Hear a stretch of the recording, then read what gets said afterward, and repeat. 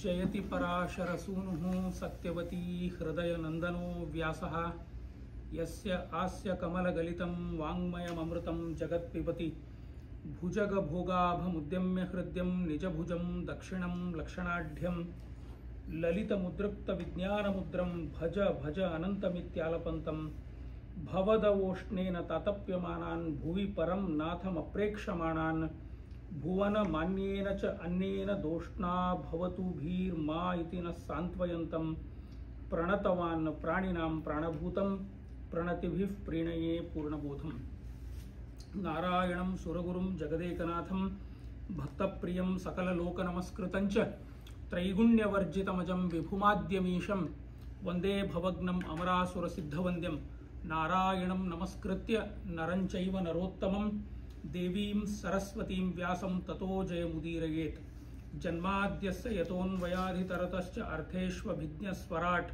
तेने ब्रह्महृदाय आदिकवये मुह्यन्ति यं सूरयः तेजो वारिमृदां यथा विनिमयो यत्र त्रिसर्गो मृषा धाम्ना स्वेन सदा निरस्तकुहकं सत्यं परं धीमहि प्रथमो हनुमन्नाम द्वितीयो भीमवेव च पूर्णप्रज्ञतृतीयस्तु भगवत्कार्यसाधकः अपादमौलिपर्यन्तं गुरूणामाकृतिं स्मरे तेन विघ्नाः प्रणश्यन्ति सिद्धिञ्चितमनोरथा तपो विद्या विरक्त्यादि सद्गुणौघाकरानहं वादिराजगुरून् वन्दे हयग्रीवदयाश्रयान् पूज्याय राघवेन्द्राय सत्यधर्मरताय च भजतां कल्पवृक्षाय नमतां कामधेनवे दुर्वाधिध्वान्दरवये वैष्णवेन्दीवरेन्दवे श्रीराघवेन्द्रगुरवे नमो अत्यन्तदयाळवे। ಪೂಜ್ಯ ಶ್ರೀ ಸುಬುಧೇಂದ್ರ ತೀರ್ಥ ಶ್ರೀಪಾದರ ಅಡಿಗಾವರದಲ್ಲಿ ನಮಸ್ಕಾರ ಮಾಡುತ್ತಾ ಎಲ್ಲ ಗುರು ಹಿರಿಯರಿಗೆ ನಮಸ್ಕಾರ ಮಾಡುತ್ತಾ ನನ್ನ ಪ್ರೀತಿಯ ಅಧ್ಯಾತ್ಮ ಬಂಧುಗಳೇ, ಇವತ್ತು 3ನೇ ದಿವಸ ನಾವು ಭಾಗವತ ಸಪ್ತಾಹಕ್ಕೆ ಪ್ರವೇಶ ಮಾಡ್ತಾ ಇದ್ದೇವೆ. ನಿನ್ನೆವರೆಗೂ ನಾವು 2-3 ಸ್ಕಂದದಲ್ಲಿ ಬಂದಿರುವಂತಹ ಸಮಗ್ರ ಅಧ್ಯಾತ್ಮ ಚಿಂತನೆ ಮತ್ತು ಅನೇಕ ಭಗವಂತನ ಅವತಾರಗಳು ಕಥೆಗಳು ನಾವು ಅದನ್ನು ನೋಡಿದ್ದೆವು.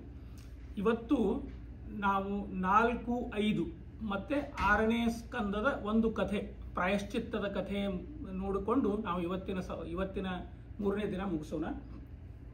ಅದಕ್ಕಿಂತ ಮುಂಚೆ ಮುಖ್ಯವಾಗಿ ಭಾಗವತ ಸ್ಕಂದನ ಜನನವನ್ನು ಹೇಳುತ್ತೆ, ಆದರೆ ಗಣಪತಿಯ ಜನನನೇ ಹೇಳಲ್ಲ. ಎಲ್ಲರೂ ಏನು ಅನ್ಕೊಂಡಿದ್ದಾರೆ, ಗಣಪತಿ ಬರೀ ಪಾರ್ವತಿಗೆ ಅಷ್ಟೇ ಹುಟ್ಟಿದ್ದು ಅಂತ. ಅದಕ್ಕೆ ಆಚಾರ್ಯರು ಮತ್ತೆ ಬ್ರಹ್ಮಸೂತ್ರಗಳು ಒಂದು ನಿರ್ಣಯ ಕೊಡುತ್ತೆ, ಉತ್ಪತ್ತಿ ಸಂಭವಾತ್ ಅಂತ. ಗಂಡು ಹೆಣ್ಣು 2 ಸಮಾಗಮವಾದಾಗ ಮಾತ್ರ ಒಂದು ಉತ್ಪತ್ತಿ ಆಗತ್ತೆ, ಬರೀ ಹೆಣ್ಣಿನಿಂದ ಒಂದು ಉತ್ಪತ್ತಿ ಆಗಲ್ಲ ಅಂತ ಸ್ಪಷ್ಟವಾಗಿ ಶಾಸ್ತ್ರಕಾರರು ಹೇಳ್ತಾರೆ. ಆದರೆ ಅನೇಕರು ಹೇಳ್ತಾರೆ ಗಣಪತಿ ಬರೀ ಪಾರ್ವತಿಯಿಂದ ಹುಟ್ಟಿದ್ದು ಅಂತ. ಅದು ತಪ್ಪು. ಸ್ಕಂದನ ಜನನ ಮಾತ್ರ ಭಾಗವತ ಹೇಳುತ್ತೆ. ಅದಾದ ಮೇಲೆ ನಾನು ಇನ್ನೂ ವಿದುರ ಮೈತ್ರೇಯರ ಸಂವಾದ ಇನ್ನೂ ಮುಗುದಿಲ್ಲ.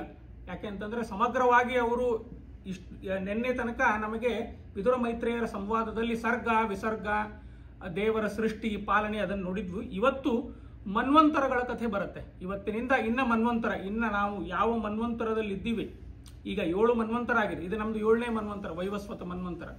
ಈ ವೈವಸ್ವತ ಮನ್ವಂತರವರೆಗೂ ಅನೇಕ ಕಥೆಗಳು ಬರುತ್ತೆ. ವೈವಸ್ವತ ಮನ್ವಂತರದಲ್ಲಿ ಕೃಷ್ಣಾವತಾರದ ಕಥೆ ನಾವು ಮುಂದೆ ನೋಡ್ತೀವಿ. ಸ್ವಯಂಭೂ ಮನ್ವಂತರದಲ್ಲಿ ಅವನು ಮೂಲ ಪುರುಷ. ನಾವು ನಿನ್ನೆ ಅವನ ಸಂತಾನದ ವಿವರಗಳನ್ನು ನೋಡಿದ್ವು. ಪ್ರಿಯವ್ರತ ರಾಜನ ಕಥೆ ಬಿಟ್ಟು ಉತ್ತಾನಪಾದ ಮತ್ತೆ ಕಪಿಲ ಮುನಿ ಹುಟ್ಟಿದ್ದು, ದೇವಭೂತಿ ಆಕೂತಿ ನೋಡಿದ್ವು. ಇವತ್ತು ನಾವು ಪ್ರಸೂತಿ ಮತ್ತೆ ದಕ್ಷ ಪ್ರಜಾಪತಿಯ ಕಥೆ ನೋಡಬೇಕು. ಮುಖ್ಯವಾಗಿ ದಕ್ಷ ಯಜ್ಞ. ಇವತ್ತು ದಕ್ಷ ಯಜ್ಞ ಆಗತ್ತೆ. ಇವತ್ತು ಆಕೂತಿಗೆ ಮದುವೆ ಆಗಿದ್ದು ರುಚಿ ಮಹರ್ಷಿಗಳಿಗೆ. ರುಚಿ ಮಹರ್ಷಿ ಅಂತ ಒಬ್ಬರಿದ್ರು, ಅವರಿಗೆ ಮದುವೆ ಆಯಿತು. ಅವರಲ್ಲಿ ಮತ್ತೆ ಭಗವಂತನೇ ಅವತಾರ ಮಾಡ್ತಾನೆ. ಯಜ್ಞನಾಮಕ ಭಗವಂತನ ಪರಮಾತ್ಮನ ಅವತಾರ ಇದೆ, ಅದು ಭಾಗವತ ಹೇಳುತ್ತೆ. ಆಮೇಲೆ ಪ್ರಸೂತಿ ಮತ್ತೆ ಸ್ವಯಂಭೂ ಮನ್ವಂತರದ ದಕ್ಷ ಪ್ರಜಾಪತಿ ಪ್ರತಿ ಮನ್ವಂತರದಲ್ಲಿ ಇರ್ತಾನೆ. ಈಗ ನಮ್ಮ ಮನ್ವಂತರದಲ್ಲಿ ಯಾರ ದಕ್ಷ ಪ್ರಜಾಪತಿ ಆಗ್ತಾನೆ ಅನ್ನೋದು ಇಲ್ಲೇ ಒಂದು ಕಥೆ ಬರುತ್ತೆ. ನಾನು ಅದನ್ನ ಮುಂದೆ ಹೇಳ್ತಾ ಹೋದಾಗ ನಿಮಗೆ ಗೊತ್ತಾಗತ್ತೆ. ದಕ್ಷ ಪ್ರಜಾಪತಿ ಮತ್ತೆ ಪ್ರಸೂತಿಗೆ ಮದುವೆ ಆಗತ್ತೆ. ಅವರಿಗೆ 16 ಜನ ಮಕ್ಕಳು, ಹೆಣ್ಣು ಮಕ್ಕಳು. ಅದರಲ್ಲಿ ದಕ್ಷ ಪ್ರಜಾಪತಿ ಏನ್ ಮಾಡ್ತಾನಂತಂದ್ರೆ 13 ಜನ ಹೆಣ್ಣು ಮಕ್ಕಳಿಗೆ ಧರ್ಮನಿಗೆ ಕೊಟ್ಟು ಮದುವೆ ಮಾಡ್ತಾನೆ. ಆ 13 ಜನದಲ್ಲಿ ಕೊನೆಯವಳು ಮೂರ್ತಿ ಅಂತ. ಆ ಮೂರ್ತಿಯಲ್ಲೇ ಮತ್ತೆ ಭಗವಂತನ ಅವತಾರ. ಆ ಮೂರ್ತಿಯಲ್ಲಿ ನರನಾರಾಯಣ, ಮೊದಲೇ ಹೇಳಿದ್ದೆ ನಾನು, ನರನಾರಾಯಣ ಅಂತ ಒಂದು ಭಗವಂತನ ಪ್ರಾದುರ್ಭಾವ ಆಗಿತ್ತು. ಬದರಿಯ ಆಶ್ರಮದಲ್ಲಿ ಹೇಗೆ ಸನ್ಯಾಸ ಧರ್ಮ ಮತ್ತೆ ಕಾಮಕ್ರೋಧಾದಿಗಳನ್ನು ಹೇಗೆ ನಿಯಂತ್ರಣದಲ್ಲಿ ಇಟ್ಕೊಳ್ಳಿಕ್ಕೆ ನರನಾರಾಯಣ ಒಂದು ಅದ್ಭುತ ಅವತಾರವನ್ನು ಮಾಡಿದ. ನರ ಶೇಷನ ಆವೇಶ, ನಾರಾಯಣ ಸ್ವಯಂ ಭಗವಂತ, ಅವರಲ್ಲೇ ಹರಿಕೃಷ್ಣ ಅಂತ ಹುಟ್ಟುತ್ತಾರೆ. ಈ ಏನು ಕ್ಯಾರೆಕ್ಟರ್ಸ್ ಇದೆ ಹರಿಕೃಷ್ಣ ಮತ್ತೆ ನರನಾರಾಯಣ, ಹರಿಕೃಷ್ಣ ಮುಖ್ಯವಾಗಿ ಅವರದು ಮುಂದೆ ಒಂದು 2 ಮನ್ವಂತರದಲ್ಲಿ ಕಥೆ ಬಂದಾಗ ನಾನು ಜೋಡಿಸ್ತೇನೆ. ಯಾಕೆ ಅಂತಂದ್ರೆ ಲಿಂಕ್ ಅಲ್ಲಿ ಗೊತ್ತಾಗುತ್ತೆ. ಇಲ್ಲಿ ಬರೀ ಯಾರು ಹುಟ್ಟಿದ್ದು ಅಂತ ನಿಮ್ಮ ಮುಂದೆ ನಾನು ಹೇಳ್ತಾ ಇದ್ದೀನಿ, ಲಿಂಕ್ ಅಲ್ಲಿ ಮುಂದೆ ನಾವು ಜೋಡಿಸ್ಬೇಕು. ಆಮೇಲೆ ಒಬ್ಬ ಹುಡುಗಿಯನ್ನು ಅಗ್ನಿಗೆ ಕೊಟ್ಟು ಮದುವೆ ಮಾಡ್ತಾರೆ, ಅವಳ ಹೆಸರು ಸ್ವಧಾ. ಆಮೇಲೆ ಒಂದು ಹುಡುಗಿಯನ್ನು ಪಿತೃಗಳಿಗೆ ಕೊಟ್ಟು ಮದುವೆ ಮಾಡ್ತಾಳೆ, ಅವಳು ಇಲ್ಲ ಅಗ್ನಿಯ ಮಗಳು ಸ್ವಾಹ, ಪಿತೃಗಳ ಹೆಂಡತಿ ಸ್ವಧಾ. ಆಮೇಲೆ ಒಬ್ಬಳು ಸತಿ ಶಿವನಿಗೆ ಕೊಟ್ಟು ಮದುವೆ ಆಗ್ತಾರೆ. ಒಂದು ದಿನ ಏನಾಗುತ್ತೆ, ದಕ್ಷ ಪ್ರಜಾಪತಿ ಒಂದು ಬೃಹಸ್ಪತಿ ಯಾಗ ಮಾಡ್ತಾನೆ. ಬೃಹಸ್ಪತಿ ಯಾಗ ಅಂತಂದ್ರೆ ಬೃಹಸ್ಪತ್ಯಾಚಾರ್ಯ ಕುರಿತ ಯಾಗ ಅಲ್ಲ, ಅವರು ಪುರೋಹಿತರು. ಬೃಹತಿ ಅಂತಂದ್ರೆ ವಾಗ್ದೇವತೆ, ಮತ್ತು ವಾಗ್ದೇವತೆ ಅಂದ್ರೆ ಸರಸ್ವತಿ, ಭಾರತೀಯರನ್ನು ನಿಯಂತ್ರಣ ಮಾಡುವ ಬ್ರಹ್ಮವಾಯುಗಳು, ಅವರ ಅಂತರ್ಯಾಮಿಯಾದ ನಾರಾಯಣನ ಯಾಗ ಮಾಡ್ತಾನೆ. ಆ ಯಾಗ ಮಾಡಬೇಕಾದ್ರೆ ಅವನು ಏನ್ ಮಾಡ್ತಾನೆ ಅಂತಂದ್ರೆ, ಯಾಗಕ್ಕೆ ಎಲ್ಲರನ್ನೂ ಆಹ್ವಾನ ಕೊಟ್ಟಿರ್ತಾನೆ, ಸತಿಗೆ ಹೇಳೋದೇ ಇಲ್ಲ. ಆಗ ಸತಿ ಶಿವನಿಗೆ ಹೇಳ್ತಾಳೆ, ಇಲ್ಲ ನಮ್ಮ ಅಪ್ಪ ಯಾಗ ಮಾಡ್ತಾ ಇದ್ದಾರೆ, ನಾವು ಹೋಗ್ಬೇಕು ಅಂತ ಹೇಳಿದಾಗ ಶಿವ ಹೇಳ್ತಾನೆ, ಇಲ್ಲ ನಮಗೆ ಕರೆದಿಲ್ಲ, ಆಹ್ವಾನ ಇಲ್ಲ, ನಾವು ಹೇಗೆ ಹೋಗೋದು? ಅದಕ್ಕೆ ಸತಿ ಹೇಳ್ತಾಳೆ, ಇಲ್ಲ ಅಪ್ಪನ ಮನೆಗೆ ಹೋಗ್ಲಿಕ್ಕೆ ಆಹ್ವಾನ ಯಾಕಬೇಕು, ನಾನು ಹೋಗ್ತೀನಿ ಅಂತ ಕೇಳಿದಾಗ ಮುಖ್ಯವಾಗಿ ಇಲ್ಲಿ ನಾವು ತಿಳ್ಕೋಬೇಕು, ಒಂದು ಕಾರ್ಯಕ್ರಮವನ್ನು ಯಾರಾದರೂ ಆಹ್ವಾನ ಮಾಡಿದರೆ ಹೋಗಬೇಕು ಅಂತಿದೆ, ಆದರೆ ಇಲ್ಲಿ ತವ್ರ ಮನೆಗೆ ಹೋಗ್ಬೇಕಾದ್ರೆ ಯಾರನ್ನೂ ಕೇಳೋದು ಅವಶ್ಯಕತೆ ಇಲ್ಲ ಅಂತ ಸತಿ ನಾನು ಹೋಗ್ತೀನಿ ಅಂತ ನಿರ್ಧಾರ ಮಾಡ್ತಾಳೆ. ಆದ್ರೆ ಶಿವ ನೀನು ಹೋಗು, ನಾನು ಬರೋದಿಲ್ಲ ಅಂತ ಹೇಳ್ತಾನೆ. ಆಗ ನಂದಿಯ ಜೊತೆಗೆ ಸತಿಯನ್ನು ಕೊಟ್ಟು ಕಳಿಸ್ತಾನೆ ಯಾಗಕ್ಕೆ. ಆಗ ಹೋದಾಗ ಅವನಿಗೆ ಒಂದು ದಕ್ಷ ಪ್ರಜಾಪತಿಗೆ ಒಂದು ಏನೋ ತಮೋಗುಣ, ಅಂದ್ರೆ ಅಪರೋಕ್ಷ ಜ್ಞಾನಿಗಳಿಗೂ ಕೂಡ ತಮೋಗುಣ ಬರುತ್ತೆ.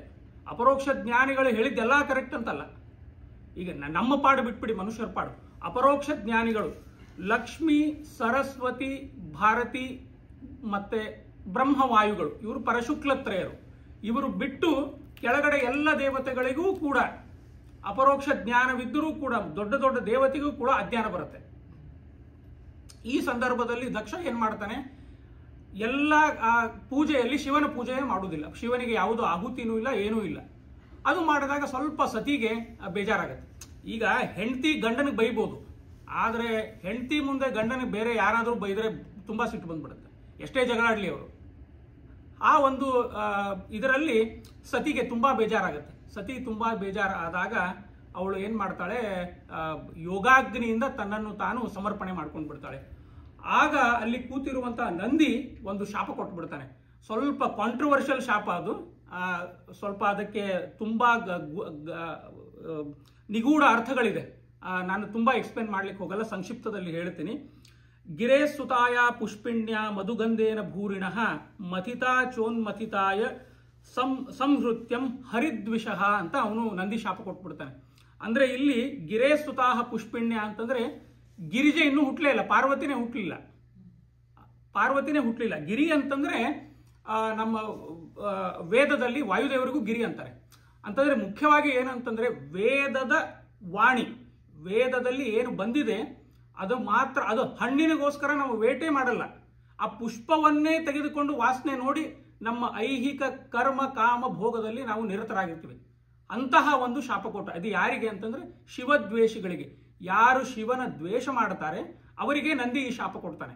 ಅಂತಂದ್ರೆ ನೀವು ವೇದ ಬರೀ ಓದೋದು, ವೇದ ಯಜ್ಞ ಮಾಡೋದು, ಸ್ವರ್ಗಕ್ಕೆ ಹೋಗೋದು, ಅಲ್ಲಿ ಅಪ್ಸರ ಸ್ತ್ರೀಯರ ಜೊತೆ ಇರೋದು, ಅವ್ರು ಓದಿತಾರೆ, ಮತ್ತೆ ಭೂಮಿಗೆ ಬರ್ತೀವಿ, ಮತ್ತೆ ಯಜ್ಞ ಮಾಡೋದು, ಮತ್ತೆ ಹೋಗೋದು, ಇದೇ ಕೆಲಸ, ಬೇರೆ ಏನೂ ಕೆಲಸ ಇಲ್ಲ. ಐಹಿಕ ಮೋಕ್ಷ, ಪರಿಪೂರ್ಣವಾದಂತಹ ಸಂಪೂರ್ಣ ಆನಂದ ಅನ್ನೋದು ಇಲ್ಲ. ಅಂತಹ ಯಾರು ಶಿವದ್ವೇಷಿ ಇದ್ದಾರೆ ಅವರಿಗೆ ನಂದಿ ಶಾಪ ಕೊಟ್ಬಿಟ್ಟ. ನಂದಿ ಶಾಪ ಕೊಟ್ಟಾಗ ಭೃಗು ಎದ್ದ. ಭೃಗು ಪರಮ ವೈಷ್ಣವ, ಇಡೀ ಜಗತ್ತಿಗೆ ವಿಷ್ಣು ಸರ್ವೋತ್ತಮತ್ಮ ಅಂತ ಹೇಳಿದ್ದು ಭೃಗು ಮಹರ್ಷಿ. ಇಲ್ಲಿ ನೋಡಿ, ಇಲ್ಲಿ ಶಿವ ಮತ್ತೆ ಶೈವರು ವೈಷ್ಣವರ ಜೊತೆ ಜಗಳ ಶುರು ಆಯ್ತು. ಇದೇ ಪ್ರಾಯ ಮೂಲ ಜಗಳ ಅನ್ಸುತ್ತೆ, ಶಿವ ಮತ್ತೆ ವೈಷ್ಣವರಿಗೆ ಜಗಳ. ಅವನು ಏನ್ ಮಾಡ್ತಾನೆ, ಭೃಗು ಮಹರ್ಷಿ ಒಂದು ಶಾಪ ಕೊಡ್ತಾನೆ. ಯಾರು ವಿಷ್ಣು ದ್ವೇಷಿ ಆಗ್ತಾರಲ್ಲ ಅವರು ಸ್ಮಶಾನದಲ್ಲಿ ಕಪಾಲ ಧಾರಣೆ ಮಾಡಿಕೊಂಡು, ಸ್ಮಶಾನದಲ್ಲಿ ಭಸ್ಮ ಧಾರಣೆ ಮಾಡಿಕೊಂಡು ಇರುವಂತ ಶಾಪ ಕೊಟ್ಬಿಡ್ತಾನೆ ಅವ್ರಿಗೆ. ಅಂದ್ರೆ ಹುಟ್ಟಿದಾಗಲೂ ಸ್ಮಶಾನದಲ್ಲಿ, ಸತ್ತ ಮೇಲೂ ಸ್ಮಶಾನದಲ್ಲಿ. ಕಪಾಲ ಧಾರಣೆ ಮಾಡೋದು, ಅನಿಷ್ಟ ಮಂತ್ರಗಳ ಜಪ ಮಾಡೋದು, ಆಮೇಲೆ ಮೃತ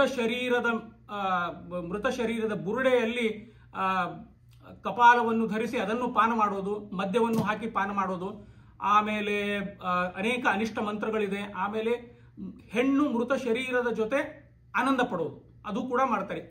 ಇವತ್ತಿನವರೆಗೂ ನಮ್ಮ ಭಾರತದಲ್ಲಿ ಕೆಲವು ರಿಮೋಟ್ ಪ್ಲೇಸಸ್ ನಾರ್ತ್ ಇಂಡಿಯಾದಲ್ಲಿ ಇನ್ನೂ ಮಾಡ್ತಾರೆ. ಭೈರವಿ ಶಾಸ್ತ್ರ ಅಂತ ಕೆಲವು ಮಾಡ್ತಾರೆ, ಅದು ತಾಂತ್ರಿಕ ಯೋಗದಲ್ಲಿ ಬಹಳ ಇದೆ. ಆಮೇಲೆ ಮೃತ ಶರೀರವನ್ನು ಶಿವನಿಗೆ ಅರ್ಪಣೆ ಮಾಡಿ ತಿನ್ನೋದು, ಮೃತ ಶರೀರವನ್ನು ಈಗಲೂ ತಿಂತಾರೆ. ಅಂತಹ ಒಂದು ವೀರಶೈವರು. ನಂದಿ ಕೊಟ್ಟಿದ್ದು ವೀರ ವೈಷ್ಣವರಿಗೆ. ವೀರ ವೈಷ್ಣವರು ಅಂತಂದ್ರೆ ಏನ್ ಮಾಡ್ತಾರೆ ಕೆಲವರು, ಆನೆ ಅಟ್ಟಿಸಿಕೊಂಡು ಬಂದ್ರು ಶಿವಾಲಯಕ್ಕೆ ಹೋಗ್ಬೇಡ, ಆನೆ ಅಟ್ಟಿಸ್ಕೊಂಡು ಬರ್ಲಿ ನಿನಗೆ, ಆದ್ರೆ ಶಿವಾಲಯಕ್ಕೆ ಹೋಗ್ಬೇಡ.